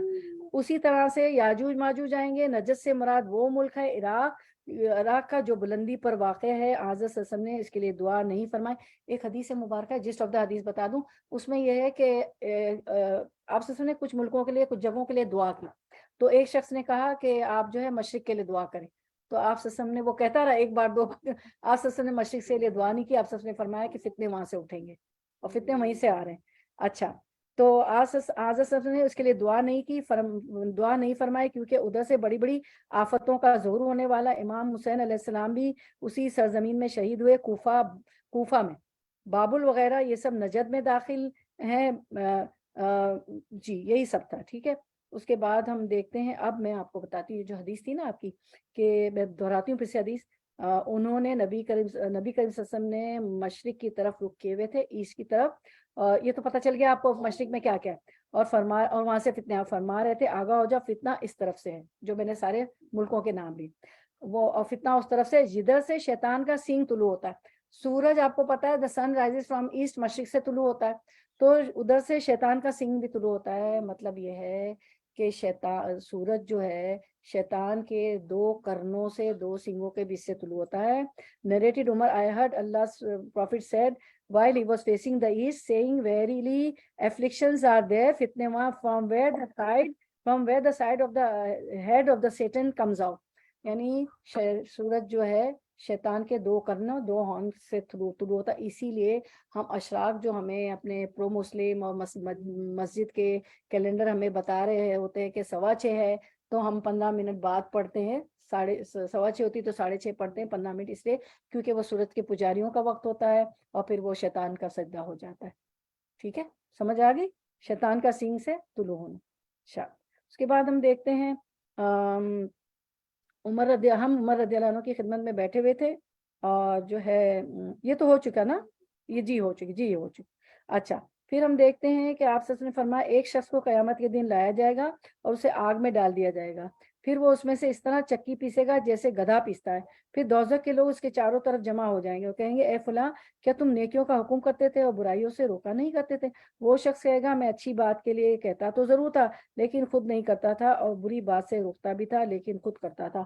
اب آپ دیکھیں، آپ کسی کے بھی درس میں جائیں، کوئی بھی اسکالر کو سنیں، اگر آپ کو اس کو پتہ چلتا ہے طلاق ہو گئی، ایک اسکالر کے متعلق بڑی باتیں ہوئی، ہم کون ہوتے باتیں بنانے والے کہ اس نے بیوی کو طلاق دے دی اور فلاں اس کا پرسنل میٹر ہے، یا اس کے گھر میں یہ نظر نہیں آ رہا اس کی بہو ایسی چلی، اس کی بیٹی ایسی چلی. دیندار لوگوں کے گھر میں بھی چیزیں ہو رہی، کیا ہم نہیں چاہتے، کیا میں نہیں چاہتی کہ میرے بچے مجھے جنت میں ملے؟ بعض دفعہ جو ہے سسرال سے انفلوئنس ہو جاتا ہے، بعض بیٹا جو ہے بیوی سے انفلوئنس ہو جاتا ہے، بعض بیٹیاں شوہر سے انفلوئنس ہو جاتی. ہدایت وہاں آپ سے فرمایا اللہ تعالیٰ نے وما علیکا الا البلاغ، تمہارا کام، آپ کا کام پہنچانا ہے، ہدایت ہم دیں گے. انکا لا تہدی من یحبک، اے اللہ کے رسول، آپ جس سے چاہتے ہو، جس سے محبت کرتے ہو، اس کو آپ ہدایت نہیں دے سکتے. ٹھیک ہے، تو آپ کسی کی بھی بات لے لیں، اگر وہ قرآن و سنت سنا رہا ہے، دیکھیں نا وہی آ گیا، یہ خطیب، یہ علماء، یہ اسپیکرز دوزخ میں ہوں گے، اور ایسے ان کی انتریاں باہر ہوں گی پیٹ کی، اور وہ چکی کے گرد جیسے گول گول گھومتا ہے وہ گھوم رہا ہوگا، لوگ اس کو پہچان جائیں گے، کہیں گے یا فلانون یا فلانون، تم وہی نہیں جو ہمیں نیکی کا حکم دیتے تھے، برائی سے روکتے تھے؟ ہاں میں تو تھا، لیکن میں خود جو ہے نہیں کرتا تھا. جبھی تو اللہ تعالیٰ نے فرمایا یا ایھا الذین آمنوا لما تقولون ما لا تفعلون، اے ایمان والو وہ کہتے کیوں ہو جو کرتے نہیں ہو. ٹھیک ہے، آگے چلتے. جنگ جمل کے زمانے میں مجھے ایک کلمے نے فائدہ پہنچایا، جب نبی کے وسلم کو معلوم ہوا کہ فارس کی سلطنت والوں نے بوران نامی کسرا کی بیٹی کو بادشاہ بنا لیا، تو آپ نے فرمایا وہ قوم کبھی فلاح نہیں پائے گی جس کی حکومت ایک عورت کے ہاتھ میں ہو. تو حکومت دیکھیں عورت پہ تو بہت بڑی ذمہ داری ہے نا، تخلیق کا کام کرتی ہے، پھر وہ بچے پیدا کرتی ہے، مطلب تخلیق ہو گئی، پھر اس کو پالتی ہے، اس کی تربیت کرتی ہے، مجاہد وہ اٹھاتی ہے، جنگوں میں جانے والے وہ شہید ہوتے ہیں، غازی وہ اٹھاتی ہے، علماء کرام وہ اٹھاتی ہے، عالم دین وہ اٹھاتی ہے. اس کی تربیت سے کہاں سے آتے ہیں اتنے بڑے بڑے علماء کرام اور دین کے کام کیسے تھے؟ بیٹیاں بھی، وہ بیٹیوں کو بھی تربیت دیتی ہے ایسی، اور بیٹوں کو بھی. تو وہ بہت بڑا کام ہے، اور وہ کمزور ہے اس طرح کے کام، تیر نیزے تلوار وہ بھی کر لیتی، گھوڑ سواری بھی کر لیتی، لیکن یہ کام اللہ تعالیٰ نے، اللہ تعالیٰ کی تقسیم ہے اس کے لیے کی ہے. تو عورت تو وہ قوم کبھی فلاح نہیں پائے گی جس کی حکومت ایک عورت کے ہاتھ میں. جب اللہ اس کے رسول نے کہہ دیا تو آمنا صدقنا، ہم ایمان لے آئے. ہماری تو حکومت ہی ہے، ہم تو حکمران ہیں، ہماری تو ریت ہے، ہمارے بچے اور گھر، اور اس ریت کے بارے میں ہم سے پوچھا جائے گا نا. ٹھیک ہے، رب البیت کہا گیا. آپ کو کیا کہا گیا؟ رب البیت، گھر کی مالک، گھر کی بادشاہ، رب البیت. ٹھیک ہے، رسول اللہ صلی اللہ علیہ وسلم نے فرمایا جب اللہ کسی قوم پر عذاب نازل کرتا ہے تو عذاب ان سب لوگوں پر آتا ہے جو اس قوم میں ہوتے ہیں، پھر انہیں ان کے اعمال کے مطابق اٹھایا جاتا ہے. یعنی کہ جب عذاب آتا ہے تو نیک لوگوں پہ بھی آ جاتا ہے عذاب، کیونکہ عذاب آیا تو نیک لوگ بھی تھے، لیکن ان کو ان کے اعمال کے مطابق اچھی جزا ملے گی. جو نیک لوگوں پہ عذاب آ گیا، برے لوگوں کو تو دنیا میں بھی عذاب آ گیا اور آخرت میں بھی آ گیا. تو اس میں جو ہے آپ کو بولتے ہیں نا کہ وہ کیا گن پیستا ہے چکیا، کیا گیہوں کے ساتھ گن پیس جاتا ہے. تو لیکن ان کو ان کے اعمال کی مطابق جو ہے اجر ملے گا.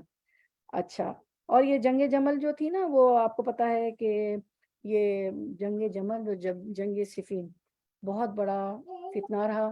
ایک سول وار ہوئی تھی حضرت علی کرم اللہ وجہ کے زمانے میں نے آپ کو ایک دفعہ پہلے بھی ایکسپلین کیا تھا، اور بی بی عائشہ چل پڑی تھیں کیونکہ وہ بس کچھ اللہ تعالیٰ کو ایسے منظور تھا. تو کبھی اس پہ تفصیل سے بات ہو جائے گی. یہ بھی اس میں جو ہے ایک سول وار ہوئے مسلمانوں کے دوران. جنگ صفین میں تو ایک بہت بڑی غلط فہمی ہو گئی تھی نا، دھوکہ کیا گیا تھا. تو دونوں طرف کی مسلمان فوجوں نے سمجھا کہ ہم سے مسلمانوں نے دھوکہ کیا، حالانکہ باغیوں نے دھوکہ کیا تھا، حملہ دونوں پہ کر دیا تھا. تو یہ اس کی تفسیر ہے. تو پھر آگے ہم دیکھتے ہیں رسول اللہ صلی اللہ علیہ وسلم نے فرمایا جب اللہ کسی قوم پر عذاب نازل کرتا ہے ان سب لوگوں پر آتا ہے جو اس قوم میں ہوتے ہیں، پھر انہیں ان کے اعمال کے مطابق اٹھایا جاتا ہے. اچھا، اگلی حدیث ہے کوئی شخص لوگوں کے سامنے ایک بات کہے پھر اس کے پاس سے نکل کر دوسری بات کہے تو یہ دغا بازی ہے.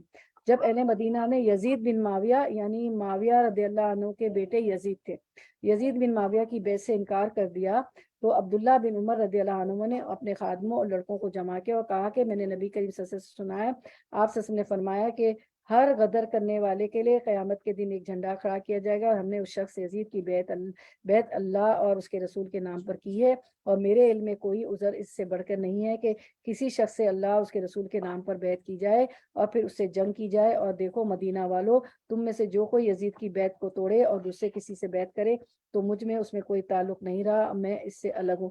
اس کی شرح میں شارحین، آپ کو پتہ ہے حدیث کی تفسیر کرنے والے شارحین کہلاتے ہیں. شارحین لکھتے ہیں کہ حضرت امیر معاویہ کے بعد لوگوں نے ان کے بیٹے یزید کی بیعت کر لی. پھر جو ہے مسلمانوں کو نظر آیا کہ کچھ صحیح چیزیں نہیں چل رہی ہیں، تو یہی بات کی جاتی ہے کہ اہل مدینہ والوں نے بیعت سے انکار کیا، تو ان کو یہی سمجھایا جا رہا ہے کہ جب ایک بات بیعت کر لی ہے تو اب، کیونکہ ہم نے ایک دفعہ وعدہ کیا نا تو بیعت نہیں توڑیں گے، کیونکہ ابھی آپ نے پڑھا کہ جب تک جو ہے حکمران اگر کچھ چیزیں دین کی نہیں کر رہا ہے، نہیں چل رہا ہے، لیکن 5 نمازیں شرعی باتوں کے ہم نے پڑھا خلاف جا رہا ہے، 5 نمازوں کا قیام ہے، تو جب تک اس کی بات ماننی ہے۔ تو یہی ہے کہ جب ایک بات ہم نے ایک بات مان لی ہے تو اب یہ ہے اس کو ان کو مانو، اس بیعت کو نہیں توڑو۔ نبی اگلی حدیث ہے، نبی کریم صلی اللہ علیہ وسلم نے فرمایا قیامت قائم نہ ہوگی یہاں تک کہ ایک شخص دوسرے کی قبر کے پاس سے گزرے گا اور کہے گا کہ کاش میں اس کی جگہ ہوتا۔ آپ سے نے یہ بھی فرمایا کہ ایسا وقت آئے گا کہ دنیا رہنے کی جگہ نہیں جائے۔ اس صحابی کو کہا کہ تم درخت کے پیچھے چلے جانا، جب اماموں کی جماعت بھی نہ ہو، نیک لوگ بھی نہ ہو، اور جو ہے اور چائے وہ کھا لینا، جھاڑیاں کھا لینا۔ پھر آپ سے نے یہ بھی پیشن گوئی کی ہے کہ ہر آنے والا دن پچھلے دن سے بدتر ہو، بدتر سے بدتر۔ آپ دیکھیں دنیا کے حالات ہوتے چلا جا رہے ہیں، خود اپنے ملکوں کے دیکھ لیں، ایشیا میں دیکھ لیں کیا ہو رہا ہے، اور دوسری جگہ عرب میں، خلیجی ملکوں میں، سب جگہ دیکھ لیں۔ تو جو ہے یہ بھی فرمایا کہ ہر آنے والا دن بدتر ہوگا۔ تو اب یہ ہے کہ یہ جو ہے نا کہ ہر قیامت قائم نہ ہوگی یہاں تک کہ ایک شخص دوسرے کی قبر کے پاس سے گزرے گا ہے اور کہے گا کہ کاش میں اس کی جگہ ہوتا۔ وہ کیوں ہوگا کہ وہ آرزو کریں گے کہ کاش ہم بھی جو ہے مر کر قبر میں گڑ گئے ہوتے، کیونکہ آفتیں اور بلائیں نہ دیکھتے، اتنی آفتیں، اتنی بلائیں، اتنی مشکلات، اتنے فتنے ہوں گے کہ لوگ تمنا کریں گے، قبر کے پاس سے گزریں گے کہ کیا ہوتا کاش ہم بھی قبر میں ہوتے، ٹھیک ہے۔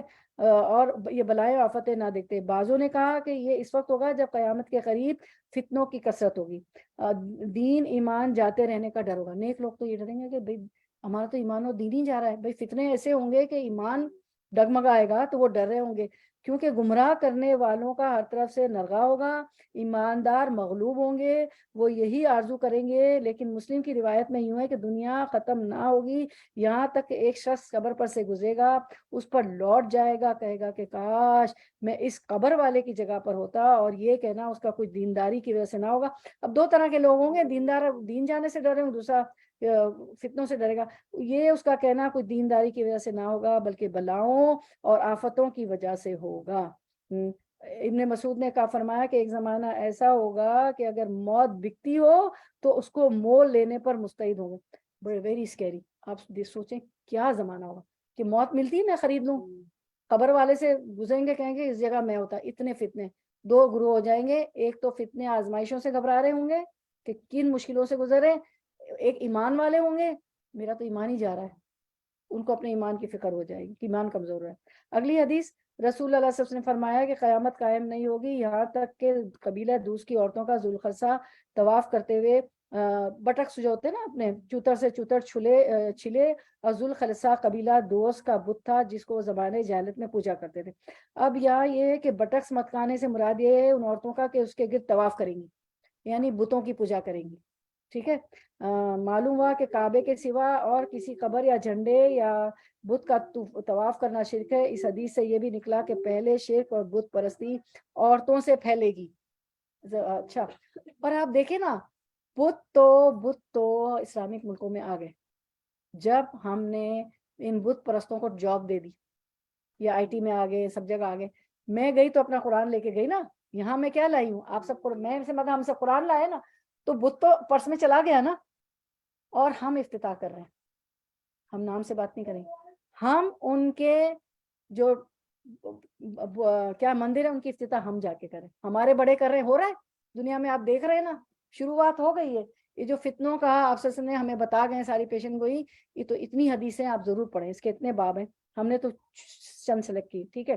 تو یہ ہو گیا کیونکہ عورتیں ضعیف الاعتقاد ہوتی ہیں، جلدی سے کفر کی باتیں اختیار کر لیتی ہیں، اور جو ہے دجال پہ بھی زیادہ بات عورتیں مانیں گی۔ دجال کا جب فتنہ ہوگا نا تو عورتیں اس کے، تو کیونکہ عورتیں ضعیف الاعتقاد ہوتی، جلدی سے کفر کی باتیں اختیار کر لیتی۔ حدیث سے یہ بھی نکلا کہ قیامت کے دن تک کچھ نہ کچھ اسلام باقی رہے گا مگر ضعیف ہو جائے گا، جیسے دوسرے حدیث میں ہے کہ عرب ہی کے ملک سے سارے جہان میں توحید پھیلی ہے، قیامت کے قریب وہاں بھی شرک ہونے لگے گا، دوسرے ملکوں کا کیا پوچھنا، کیا وہ تو اب بھی شرک اور مشرکوں سے پٹے پڑے ہیں۔ دوسری روایت میں یوں ہے کہ قیامت اس وقت تک قائم نہ ہوئی ہوگی جب تک لات اور عزا کی پرستش پھر سے نہ شروع ہوگی، اور وہ پہنچ گئے۔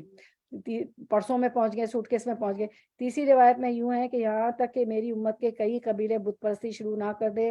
حاکم کی روایت میں یوں ہے کہ یہاں تک کہ بنی عامر کی عورتوں کے مونڈے ذی الخلصہ کے پاس سے نہ لڑے اور ٹکر نہ کھائیں۔ ایک روایت میں یوں بھی ہے کہ یہاں تک کہ میری امت کے کئی قبیلے مشرکوں سے نہ مل جائیں۔ استغفر اللہ۔ اور آپ صلی اللہ علیہ وسلم تو شرک کو ختم کرنے آئے تھے، اور وہی چیزیں یہ قرب قیامت آپ دیکھیں سب ہو رہا ہے اور ہم وہ نشانیاں دیکھ رہے ہیں۔ نبی کریم صلی اللہ علیہ وسلم نے فرمایا قیامت اس وقت تک قائم نہ ہوگی جب یہاں تک کہ قحطان کا ایک شخص بادشاہ بن کر نکلے گا اور لوگوں کو اپنے ڈنڈے سے ہانکے گا۔ یعنی یہ کہ یہ جو ہوگا نا قحطان کا بادشاہ حقیقتاً لکڑی سے ہانکے گا، بندگان خدا کو جانور کی طرح سمجھے گا، اس کا نام جہ جہ ہوگا، وہ نکلے گا۔ اس کے بعد ہم دیکھتے ہیں کہ کتنا ٹائم ہے ہمارے پاس، ختم کرنا چاہیے نا؟ ہاں تو ہم بس دعائیں کر لیتے ہیں پھر انشاءاللہ، ہے نا؟ ہمارے پاس کتنی حدیث، ہاں اصل بھی کتنی حدیث سے باقی کافی ہے نا؟ پھر ٹھیک ہے ہم چلیں تو نہیں بس 2 3 4 ہی ہے، ہاں 4 ہی، ہاں ہاں 4 بجے تک کر لیتے ہیں، اور دعائیں تو سب کو آتی ہیں، دعائیں تو ہاں ٹھیک ہے، پر ماشاءاللہ ہو گیا ٹائم ہے۔ ہاں اچھا پھر اب یہ ہو گیا۔ پھر اگلی حدیث نبی کریم صلی اللہ علیہ وسلم نے فرمایا دجال آئے گا اور مدینہ کے کنارے قیام کرے گا، پھر مدینہ 3 مرتبہ کانپے گا، اس کے نتیجے میں ہر کافر اور منافق نکل کر اس کی طرف چلا جائے گا۔ مدینہ جب کانپے گا تو منافق اور کافر جو ہے دجال کی طرف چلے جائیں گے۔ اور رسول اللہ صلی اللہ علیہ وسلم نے فرمایا لوگوں میں کھڑے ہوئے، اور آپ سے ہم لوگوں میں کھڑے ہوئے اللہ کی تعریف اس کی شان کے مطابق بیان کی، پھر دجال کا ذکر فرمایا کہ میں تمہیں اس سے ڈراتا ہوں اور کوئی نبی ایسا نہیں گزرا جس نے اپنی قوم کو اس سے نہ ڈرایا ہو، البتہ میں تمہیں اس کے بارے میں ایک بات بتاتا ہوں جو کسی نبی نے اپنی قوم کو نہیں بتائی، وہ یہ کہ وہ کانا ہوگا اور اللہ تعالیٰ کانا نہیں، کیونکہ وہ خدائی کا دعویٰ کرے گا تو اللہ تعالیٰ کو تو عالم الغیب ہے، جنت میں ہی دیکھیں گے، اور اللہ تعالیٰ کانا نہیں، وہ کانا ہوگا۔ نبی کریم صلی اللہ علیہ وسلم نے فرمایا دجال مدینے تک آئے گا تو یہاں فرشتوں کو اس کی حفاظت کرتے ہوئے پائے گا، چنانچہ نہ دجال اس کے قریب آ سکتا ہے، نہ تعاون کا مرض پلیگ بھی نہیں پھیلے گا مدینے میں۔ اس وقت مدینہ کے 8 دروازے ہوں گے، ہر دروازے پہ فرشتے کھڑے ہوں گے، وہ ان کو دجال کو داخل ہونے نہیں دیں گے۔ ماشاءاللہ فنش ہو رہا ہے ہمارا۔ اچھا زینب بنت جاش رضی اللہ عنہ سے مروی ہے کہ ایک دن رسول اللہ صلی اللہ علیہ وسلم جو ہے ان کے پاس گھبرائے ہوئے داخل ہوئے، آپ صلی اللہ علیہ وسلم فرما رہے تھے کہ تباہی ہے عربوں کے لیے اس برائی سے جو قریب آ چکی، آج یاجوج ماجوج کی دیوار سے اتنا کھل گیا ہے اور آپ نے اپنے انگوٹھے اور اس کے قرب والی انگلی کو ملا کر ایک حلقہ بنایا۔ اتنا سن کر زینب بنت جہش رضی اللہ عنہ نے بیان کیا کہ میں نے عرض کیا یا رسول اللہ تو کیا ہم اس کے باوجود ہلاک ہو جائیں گے کہ ہم میں نیک صالح لوگ بھی زندہ ہوں گے؟ نبی کریم صلی اللہ علیہ وسلم نے فرمایا کہ ہاں جب برائی بہت بڑھ جائے تو آپ کو پتا ہے کہ نیک لوگ بھی اس میں آ جاتے ہیں عذاب میں، لیکن ان کو ان کے اعمال کے مطابق ماشاءاللہ ہم اختتام پر پہنچ گئے۔ اچھا نبی کریم صلی اللہ علیہ وسلم نے فرمایا اللہ اس شخص کو تر و تازہ رکھے جس نے ہم سے کوئی بات سنی اور اس کو اس طرح دوسروں تک پہنچایا جس طرح سنی تھی، کیونکہ بہت سے پہنچائے جانے والے سننے والوں سے زیادہ یاد رکھنے والے ہوتے ہیں۔ جو ہے نا آپ نے سنا، آپ نے آگے پہنچایا تو آپ تو سننے والے تھے، اب جن کو آپ نے پہنچایا وہ آپ سے زیادہ یاد رکھنے والے ہوتے ہیں، تو اس بات کو پہنچائیں، اس ریکارڈنگ کو عام کریں، یوٹیوب پہ بھی چلی جائے گی اور فیس بک پہ تو جا رہی ہے، اور واٹس ایپ پہ بھی آپ زیادہ سے زیادہ بھیجیں۔ ان حلقوں میں ماشاءاللہ نصرت بہن نے کافی لوگوں کو لائے، ہم سب لائے ہیں، راستوں سے بھی پکڑ کے بعد ہے نا 10 11 سال سے ہم یہی کر رہے ہیں، وال گرین سے، فوڈ پریس میں، ہماری بلڈنگ میں، ہماری ایلیویٹر میں جو بھی، تو اسی طرح ہم سب جمع ہوئے ماشاءاللہ، آپ سب اس تبلیغ کے کام میں شامل کر رہی ہیں، تو زیادہ سے زیادہ پہنچائیں۔ اچھا اب ایک بالکل جو ہے خلاصہ ایک حدیث ہے جس میں سب کچھ آ جاتا ہے، جو ابھی موسیقی کی بات ہوئی تھی وہ سب تھے۔ ابو ہریرہ رضی اللہ عنہ بیان کرتے ہیں کہ رسول اللہ صلی اللہ علیہ وسلم نے فرمایا جب مال فے، مال غنیمت کو دولت، آپ کو پتہ ہے نا مال غنیمت تو سب کے لیے نہیں ہوتا ہے، اللہ رسول کے لیے ہے، اور پھر جو مجاہد لڑتے ہیں ان کے لیے سورۃ الانفال میں آپ نے پڑھ چکا تھا۔ تو جب مال فے، مال غنیمت کو دولت، امانت کو مال غنیمت اور زکوٰۃ کو تاوان سمجھا جائے، یعنی وہ سمجھ کے زکوٰۃ، ہے اللہ زکوٰۃ دینی پڑی، دیکھو نا ابھی تو رمضان میں تو افطاریوں کے بھی خرچے ہیں، پارٹیاں بھی ہیں، اور بچوں کے کپڑے بھی بنانے ہیں، اور آپ کو پتہ ہے رمضان تو گرمی میں آتا ہے فوراً، تو پھر وہ اسکول شروع ہو جاتے ہیں، اسکول کی فیسیں ہیں، یہ ہے، اور میرا بچہ تو بہت بڑی نا انجینئرنگ اور پتہ نہیں ایروناٹیکل اسپیس انجینئرنگ، اور آپ کو پتہ ہے کتنی فیس ہوتی ہے $5,000 10,000، اب آپ کہیں سے زکوٰۃ بھی ہے، ایسے لوگ تو زکات کو تاوان سمجھنا، علم دینی مقاصد کے علاوہ دنیاوی مقاصد کے لیے حاصل کیا جائے، کہ دین کا علم حاصل کر کے دنیا کماؤں گا، آدمی اپنی اہلیہ کا اطاعت گزار بن جائے اور اپنے والد والدہ کی نافرمانی کرے. اور ایسا ہم دیکھ رہے ہیں، ایک کو دو عورتیں رو رو کے مجھے فون کرتی کہ ہمارے بچے جو ہے محلوں میں رہ رہے ہیں اور ہم جھوپڑوں میں پڑے ہوئے، جہاں پہ پتہ نہیں چوہے بھی ہیں اور دیمک بھی ہے اور روچز بھی ہیں اور کھٹمل بھی ہیں، اور ان کو ہم نے بڑھا کے. تو بیوی کا اطاعت گزار بن جائے اور اپنی والدہ کی نافرمانی کرے. اللہ ہدایت دے ہماری اولادوں کو. وہ اپنے دوست کو مقرب بناتے ہیں، اپنے والد کو دور رکھتے. دوست پسند ہے، والد نہیں پسند ہے. مساجد میں آواز بلند ہونے لگی، قبیلے سے کا سب سے زیادہ احمق شخص قبیلے کا سردار بن جائے گا. جو اسکل نہیں ہوتے، جو اس قابل نہیں ہوتے، ان کو عہدے دیے جا رہے ہیں، بلکہ عہدے بک رہے ہیں کروڑوں میں، $100,000 بک رہے ہیں، کرسیاں بک رہی ہیں. اور ایک آدمی نے آپ سے عہدہ مانگا، تو اللہ کے رسول صلی اللہ علیہ وسلم نے فرمایا ہم مانگنے والوں کو عہدہ نہیں دیتے، شورا بیٹھتی ہے کون قابل ہے اس کو دیتے ہیں. تو یہ ہے اسلامی قانون. اور تمام خلفائے راشدین اس پر چلیں، شریعت پہ چلیں.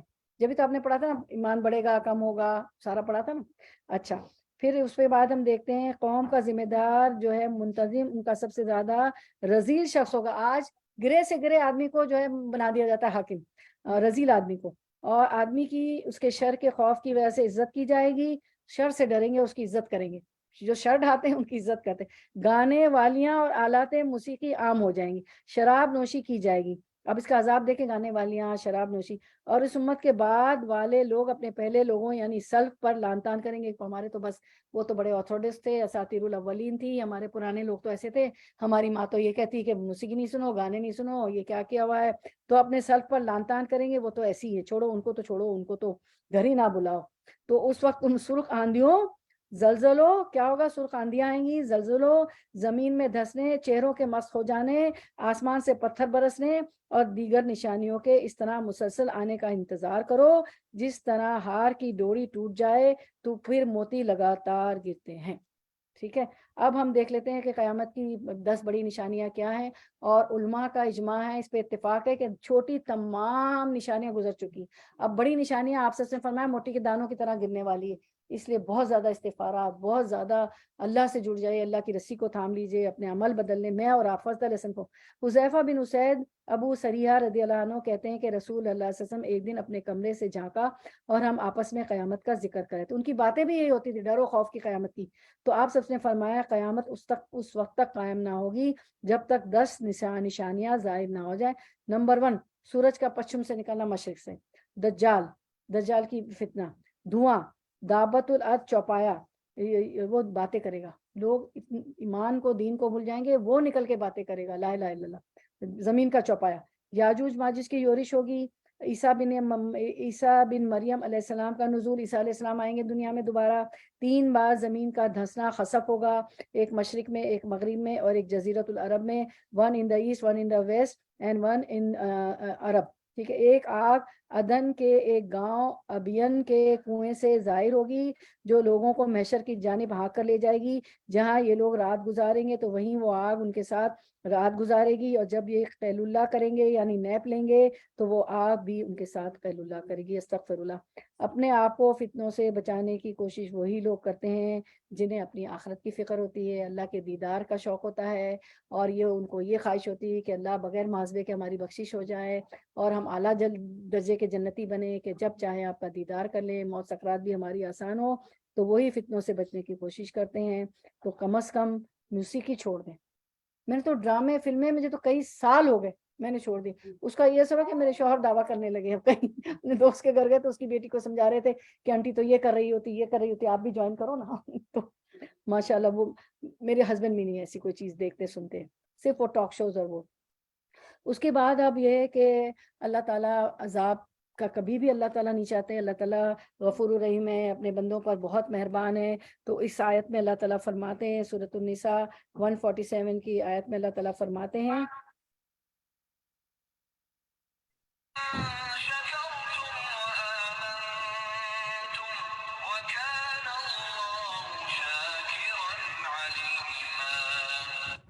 اللہ تمہیں عذاب دے کر کیا کرے گا اگر تم شکر ادا کرو اور ایمان لے آؤ، اور اللہ قدردان جاننے والا. اللہ کا شکر کریں نعمتوں کا ایمان لے آئیں، ساری چیزوں سے بچے جو ہم نے پڑھی ہیں، فتنے ہیں، شرک بدعت سارا کچھ، حقوق اللہ اچھے ہوں، حقوق العباد اچھے ہوں، نمازیں اچھی ہوں، انصاف کرنے والے ہوں، ہم عدل کرنے والے ہوں، تمام اللہ کے بندوں سے جو بھی ہمارے رشتے ہیں، شوہر بچے پڑوسی سسرال میکا، اور دل کی شوہن نفس، دل کی تنگی کو دور کر دیں، دل کو کھلے اور وسیع کر لیں، بخیلی نہ کرے، لینے میں دینے میں ہر چیز میں، تو اللہ قدردان والا ایمان لے آئیں گے، شکر کریں گے، اور اللہ تو جاننے والا ہے کہ ہم کیا کرتے ہیں کیا نہیں کرتے ہیں۔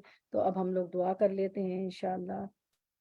اعوذ باللہ من الشیطان الرجیم، بسم اللہ الرحمن الرحیم، ادعونی استجب لکم، مجھے پکارو میں دعاؤں کو سنتا ہوں، اللہ تعالیٰ فرماتے ہیں۔ تو چلے ہم آگے پڑھتے ہیں۔ اعوذ باللہ من الشیطان الرجیم، بسم اللہ الرحمن الرحیم، الحمد للہ رب العالمین، الرحمن الرحیم، مالک یوم الدین، ایاک نعبد و ایاک نستعین، اہدنا الصراط المستقیم، صراط الذین انعمت علیہم غیر المغضوب علیہم ولا الضالین، آمین۔ اللہم صلی علی محمد وعلی آل محمد کما صلیت علی ابراہیم وعلی آل ابراہیم انک حمید مجید، اللہم بارک علی محمد وعلی آل محمد کما بارکت علی ابراہیم وعلی آل ابراہیم انک حمید مجید۔ اب ہم وہ ساری دعائیں پڑھتے ہیں جو فتنوں سے رجوع کرنے اور حفاظت کی دعائیں ہیں، تو وہ ہم فتنوں سے بچنے کے لیے، تو وہ بھی ہم نے دعا میں دعائیں ہی ہیں نا شامل کر لی، فتنوں سے بچنے کے لیے اللہ تعالیٰ کی طرف رجوع کریں گے۔ تو اللہم، ہماری پہلی دعا، اللہم انا نعوذ بک ان نرجع علی اعقابنا اور نفتن، اللہ ہم تیری پناہ مانگتے ہیں کہ ہم الٹے پاؤں پھر جائیں یا فتنے میں پڑ جائیں۔ اعوذ باللہ من سوء الفتن، میں اللہ کی پناہ چاہتا ہوں برے فتنوں سے۔ یا مقلب القلوب ثبت قلبی علی دینک، اے دلوں کو الٹ پلٹ کرنے والے میرے دل کو اپنے دین پر جما دیجئے۔ اللہم مصرف القلوب صرف قلوبنا علی طاعتک، اے دلوں کے پھیرنے والے ہمارے دلوں کو اپنی اطاعت پر پھیر دے۔ دل کی سلامتی کے لیے ربنا لا تزغ قلوبنا بعد اذ ہدیتنا وہب لنا من لدنک رحمہ انک انت الوہاب، اے ہمارے رب ہدایت دینے کے بعد ہمارے دلوں کو ٹیڑھا نہ کر، اور اپنے پاس سے ہمیں رحمت عطا فرما، بلا شبہ تو ہی سب کچھ عطا کرنے والا ہے۔ مشکل معاملات کے حل کے لیے ربنا آتنا من لدنک رحمہ وہی لنا من امرنا رشدا، اے ہمارے رب ہمیں اپنے پاس سے رحمت عطا کر، ہمارے لیے ہمارے معاملے میں رہنمائی مہیا فرما۔ اللہم ارنا الحق حقا وارزقنا اتباعہ وارنا الباطل باطلا وارزقنا اجتنابہ، اے اللہ ہمیں حق کو حق کی صورت میں دکھا، اس کی پیروی کرنے کی توفیق دے، اور باطل کی صورت میں دکھا، اس سے بچنے کی توفیق عطا فرما۔ اللہم رب محمد النبی اغفر لی ذنبی واذھب غیظ قلبی واجرنی من مضلات الفتن ما احییتنا، اللہ نبی محمد صلی اللہ علیہ وسلم کے رب میرے لیے میرے گناہ بخش دے، میرے دل کا غصہ نکال دے، اور مجھے گمراہ کرنے والے فتنوں سے بچا دے جب تک تو ہمیں زندہ رکھے۔ اللہم انی اعوذ بک من عذاب القبر واعوذ بک من فتنة المسیح الدجال واعوذ بک من فتنة المحیا والممات، اللہم انی اعوذ بک من الماثم والمغرم، اے اللہ میں قبر کے عذاب سے تیری پناہ چاہتا ہوں، مسیح الدجال کے فتنے سے تیری پناہ چاہتے ہیں، وہ پناہ کے طالب ہیں، ہم زندگی اور موت کے فتنے سے آپ کی پناہ چاہتے ہیں، اللہ ہم گناہ اور قرض میں پھنس جانے سے آپ کی پناہ چاہتے ہیں۔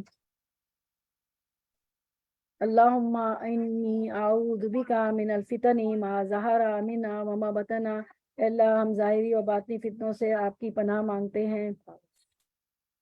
اللہم رب محمد اغفر لی ذنبی واذھب غیظ قلبی واجرنی من مضلات الفتن، اے محمد کے رب صلی اللہ علیہ وسلم ہمارے گناہ کو بخش دے، ہمارے دل کا غصہ دور کر دے، اور ہمیں فتنے کی گمراہی سے بچا لیجئے۔ آج اپنے فتنوں کے بارے میں پڑھا حفاظت کی دعائیں، اب جو صبح شام کے اذکار میں بھی ہم پڑھتے ہیں۔ اللہم انی اصبحت اشہدک و اشہد حملۃ عرشک و ملائکتک و جمیع خلقک انک انت اللہ لا الہ الا انت وحدک لا شریک لک و ان محمدن عبدک و رسولک، اللہ ہم نے صبح کی، ہم تجھے اور تیرے عرش کے اٹھنے والوں کو، تیرے فرشتوں کو اور تیرے تمام مخلوقات کو گواہ بنا کر کہتے ہیں کہ تو ہی اللہ ہے، تیرے سوا کوئی معبود برحق نہیں، تو اکیلا ہے، تیرا کوئی شریک نہیں، محمد صلی اللہ علیہ وسلم تیرے بندے اور تیرے رسول ہیں۔ کہا تو اس دن اس سے جتنے بھی گناہ سرزد، اگر یہ ہم کہیں گے تو اس سے جتنے بھی گناہ سرزد ہوں گے سب اللہ تعالیٰ معاف کر دیں گے. اور جس کسی نے ان کلمات کو شام کے وقت کہا تو اور رات میں اس سے جتنے گناہ سرزد ہوں گے سب معاف کر دیے جائیں گے انشاءاللہ. اصبحنا وحسب الملک للہ والحمد للہ لا الہ الا اللہ وحدہ لا شریک لہ لہ الملک ولہ الحمد وہو علی کل شیء قدیر. ربی اسألک خیر ما فی ھذا اليوم وخیر ما بعدہ واعوذ بک من شر ما فی ھذا اليوم وشر ما بعدہ. ربی اعوذ بک من الکسل وسوء الکبر. ربی اعوذ بک من عذاب فی النار وعذاب فی القبر. ہم نے صبح کی اور تمام عالم نے صبح کی اللہ کے لیے اور تمام تعریف اللہ کے لیے. اللہ کے سوا کوئی معبود نہیں، وہ اکیلا ہے، اس کا کوئی شریک نہیں، اسی کے لیے بادشاہی ہے، اسی کے لیے تمام تعریف ہے اور وہ ہر چیز پر پوری طرح قادر ہے. اے میرے رب، میں تجھ سے آج کے دن کی اور جو اس کے بعد ہے اس کی بھلائی مانگتی ہوں اور میں تیری پناہ چاہتی ہوں آج کے دن اور جو اس کے بعد ہے اس کی برائی سے. اے میرے رب، میں تیری پناہ چاہتی ہوں سستی اور بدترین بڑھاپے سے. اے میرے رب، میں تیری پناہ چاہتی ہوں آگ کے عذاب سے اور قبر کے عذاب سے. آمین.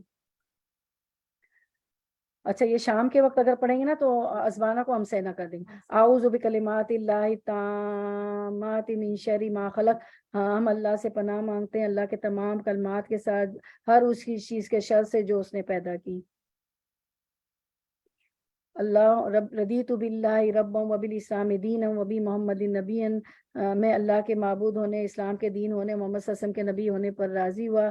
اللہم آفنی فی بدنی، اللہم آفنی فی سمعی، اللہم آفنی فی بصری، لا الہ الا انت، اللہم انی اعوذ بک من الکفر والفقر، اللہم انی اعوذ بک من عذاب القبر، لا الہ الا انت. اے اللہ میرے بدن میں مجھے عافیت دے، اللہ میرے کانوں میں مجھے عافیت دے، اللہ میری آنکھوں میں مجھے عافیت دے. تیرے سوا کوئی معبود نہیں. اللہ یقیناً میں تیری پناہ چاہتا ہوں کفر اور فقر و فاقہ سے. اللہ بے شک میں تیری پناہ چاہتا ہوں عذاب قبر سے. تیرے سوا کوئی معبود نہیں. بسم اللہ الذی لا یضر مع اسمہ شیء فی الارض ولا فی السماء وهو السمیع العلیم. اللہ کے نام سے وہ ذات جس کے نام کے ساتھ کوئی چیز زمین میں اور آسمان میں نقصان نہیں دے سکتی، وہ بہت سننے والا اور بہت جاننے والا ہے. بے شک حسبی اللہ لا الہ الا هو علیہ توکلت وهو رب العرش العظیم. یا اللہ اللہ ہی ہم پھر آیت الکرسی بھی فتنوں سے بچنے کے لیے. اللہ لا الہ الا هو الحی القیوم لا تأخذہ سنۃ ولا نوم لہ ما فی السماوات وما فی الارض من ذا الذی یشفع عنده الا باذنہ یعلم ما بین ایدیہم وما خلفہم ولا یحیطون بشیء من علمہ الا بما شاء وسع کرسیہ السماوات والارض ولا یؤودہ حفظہما وهو العلی العظیم. اللہ وہ ہے کہ اس کے سوا کوئی معبود نہیں، زندہ ہے، ہر چیز کو قائم رکھنے والا ہے، نہ اسے اونگ پکڑتی ہے اور نہ نیند. اسی کا ہے جو کچھ آسمانوں میں جو کچھ زمین میں. کون ہے وہ جو اس کے پاس اس کی اجازت کے بغیر سفارش کرے؟ جانتا ہے جو کچھ ان کے سامنے ہے، جو ان کے پیچھے ہے، وہ اس کے علم میں ہے. وہ اس کے علم میں سے کسی چیز کا وہ احاطہ نہیں کرتے مگر جتنا وہ چاہے. اس کی کرسی آسمانوں اور زمین کو سمائے ہوئے اور اسے ان دونوں کی حفاظت نہیں تھکاتی. اور وہی سب سے بلند اور سب سے بڑا ہے. الہ العالمین. یا الہی میری بہنوں نے ہاتھ پھیلائے ہوئے، الہی یہ آپ کی محبت میں جمع ہوتی ہے. الہ العالمین ان کے اور میرے ہاتھوں کو خالی نہ لوٹائیے. الہ العالمین ہماری مغفرت کر دیجیے. اللہم انک عفو کریم تحب العفو فاعف عنا. الہی آپ تو معاف کرنے والے، معافی کو پسند کرتے ہیں. ہمارے گناہوں کو معاف کر دیجیے.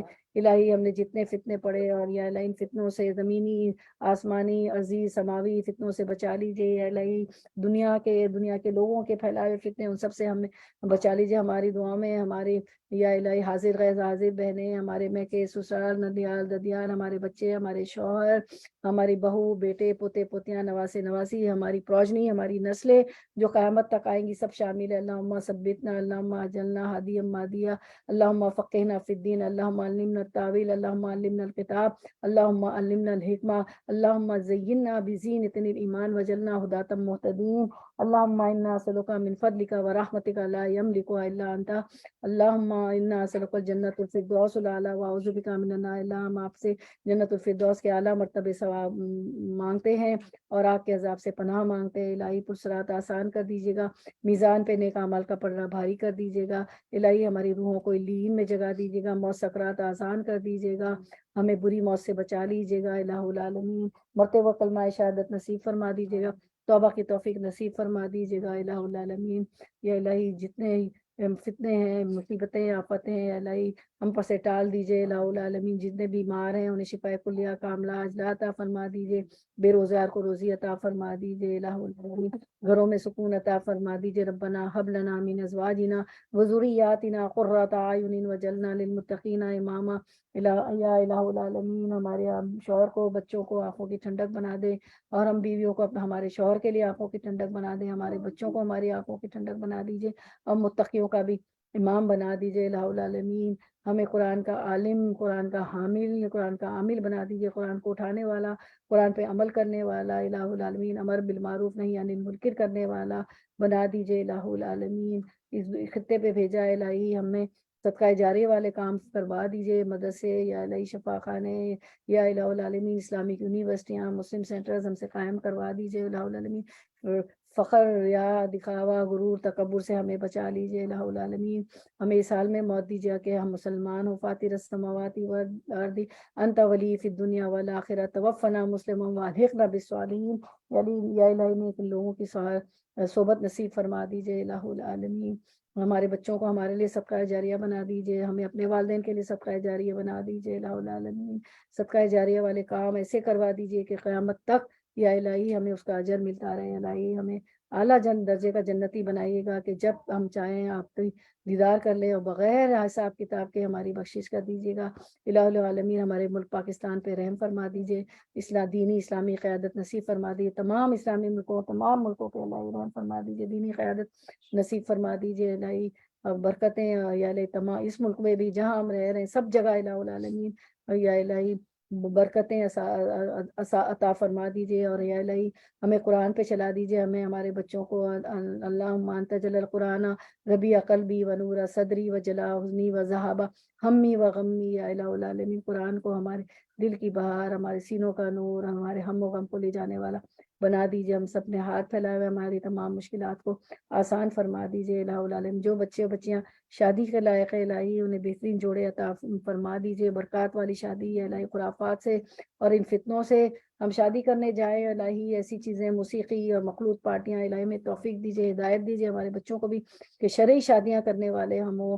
ہمارا جینا مرنا کو ان صلاتی و نسکی و محیایا و مماتی للہ رب العالمین، اس تمام آیت پہ عمل کریں۔ اس پر بھی ہمارا جینا مرنا، ہمارے مناسک، ہمارے حج کے مناسک، جینے کے، مرنے کے، موت کے وقت یا الہی سب قرآن و حدیث کی روشنی میں پوری زندگی ہماری گزرے الہی یا الہ العالمین۔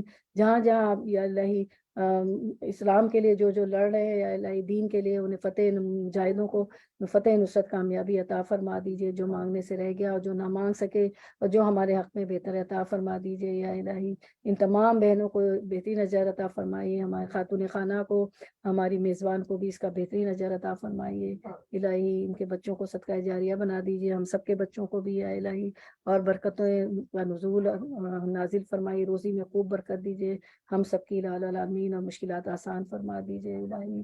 الہی جو مانگنے سے رہ گیا اور جو نہ مانگ سکے ہمارے حق میں بہتر عطا فرما دیجیے۔ اللہم انا نسألک من خیر ما سألک من نبیک حبیبک سیدنا محمد صلی اللہ علیہ وسلم، واعوذ بک من شر ما استعاذک منہ نبیک حبیبک سیدنا محمد صلی اللہ علیہ وسلم، وانت المستعان وعلیک البلاغ، لا حول ولا قوة الا باللہ العلی العظیم۔ اللہم انا نعوذ بک من زوال نعمتک وتحول عافیتک وفجاءۃ نقمتک وجمیع شفقتک۔ اللہم انا نعوذ بک من جہد البلاء ودرک الشقاء وسوء القضاء وشماتۃ الاعداء۔ اللہم صلی علی محمد وعلی آل محمد کما صلیت علی ابراہیم وعلی آل ابراہیم انک حمید مجید۔ اللہم بارک علی محمد وعلی آل محمد کما بارکت علی ابراہیم وعلی آل ابراہیم انک حمید مجید۔ سبحانک اللہم وبحمدک نشہد ان لا الہ الا انت نستغفرک ونتوب الیک۔ ربنا تقبل منا انک انت السمیع العلیم وتب علینا انک انت التواب الرحیم۔ سبحانک اللہم وبحمدک نشہد ان لا الہ الا انت نستغفرک ونتوب الیک۔ السلام علیکم ورحمۃ اللہ وبرکاتہ۔ آپ لوگ جو دعائیں مانگنا چاہتے ہیں اپنی مانگ لیں، کیونکہ میں تو ذرا ان بہنوں کو، یہ بھی میری عبادت ہے نا، تو پیاری بہنوں انشاءاللہ آپ لوگوں کو کوئی بات رکھنی ہو تو رکھ لیں۔ کچھ کہنا چاہ رہی ہیں آپ لوگ؟ اس فتنوں کے بارے میں جو ہمارا درس ہوا ہے؟ کچھ بات رکھنا چاہ رہی ہیں، کچھ آپ لوگ کہنا چاہ رہی ہیں؟ جی آنٹی السلام علیکم ورحمۃ اللہ وبرکاتہ. میں ایک چیز کرنا چاہتی ہوں، جو لوگ نا مرشد اور پیر نوز باللہ سفاری کرنی شروع ہوتے ہیں، جی تو جی ان کے بعد مجھے تھوڑا پتہ ہے، لیکن میں چاہتی ہوں کہ تھوڑا آپ کہہ دیں کچھ. میں بتاتی ہوں انشاءاللہ.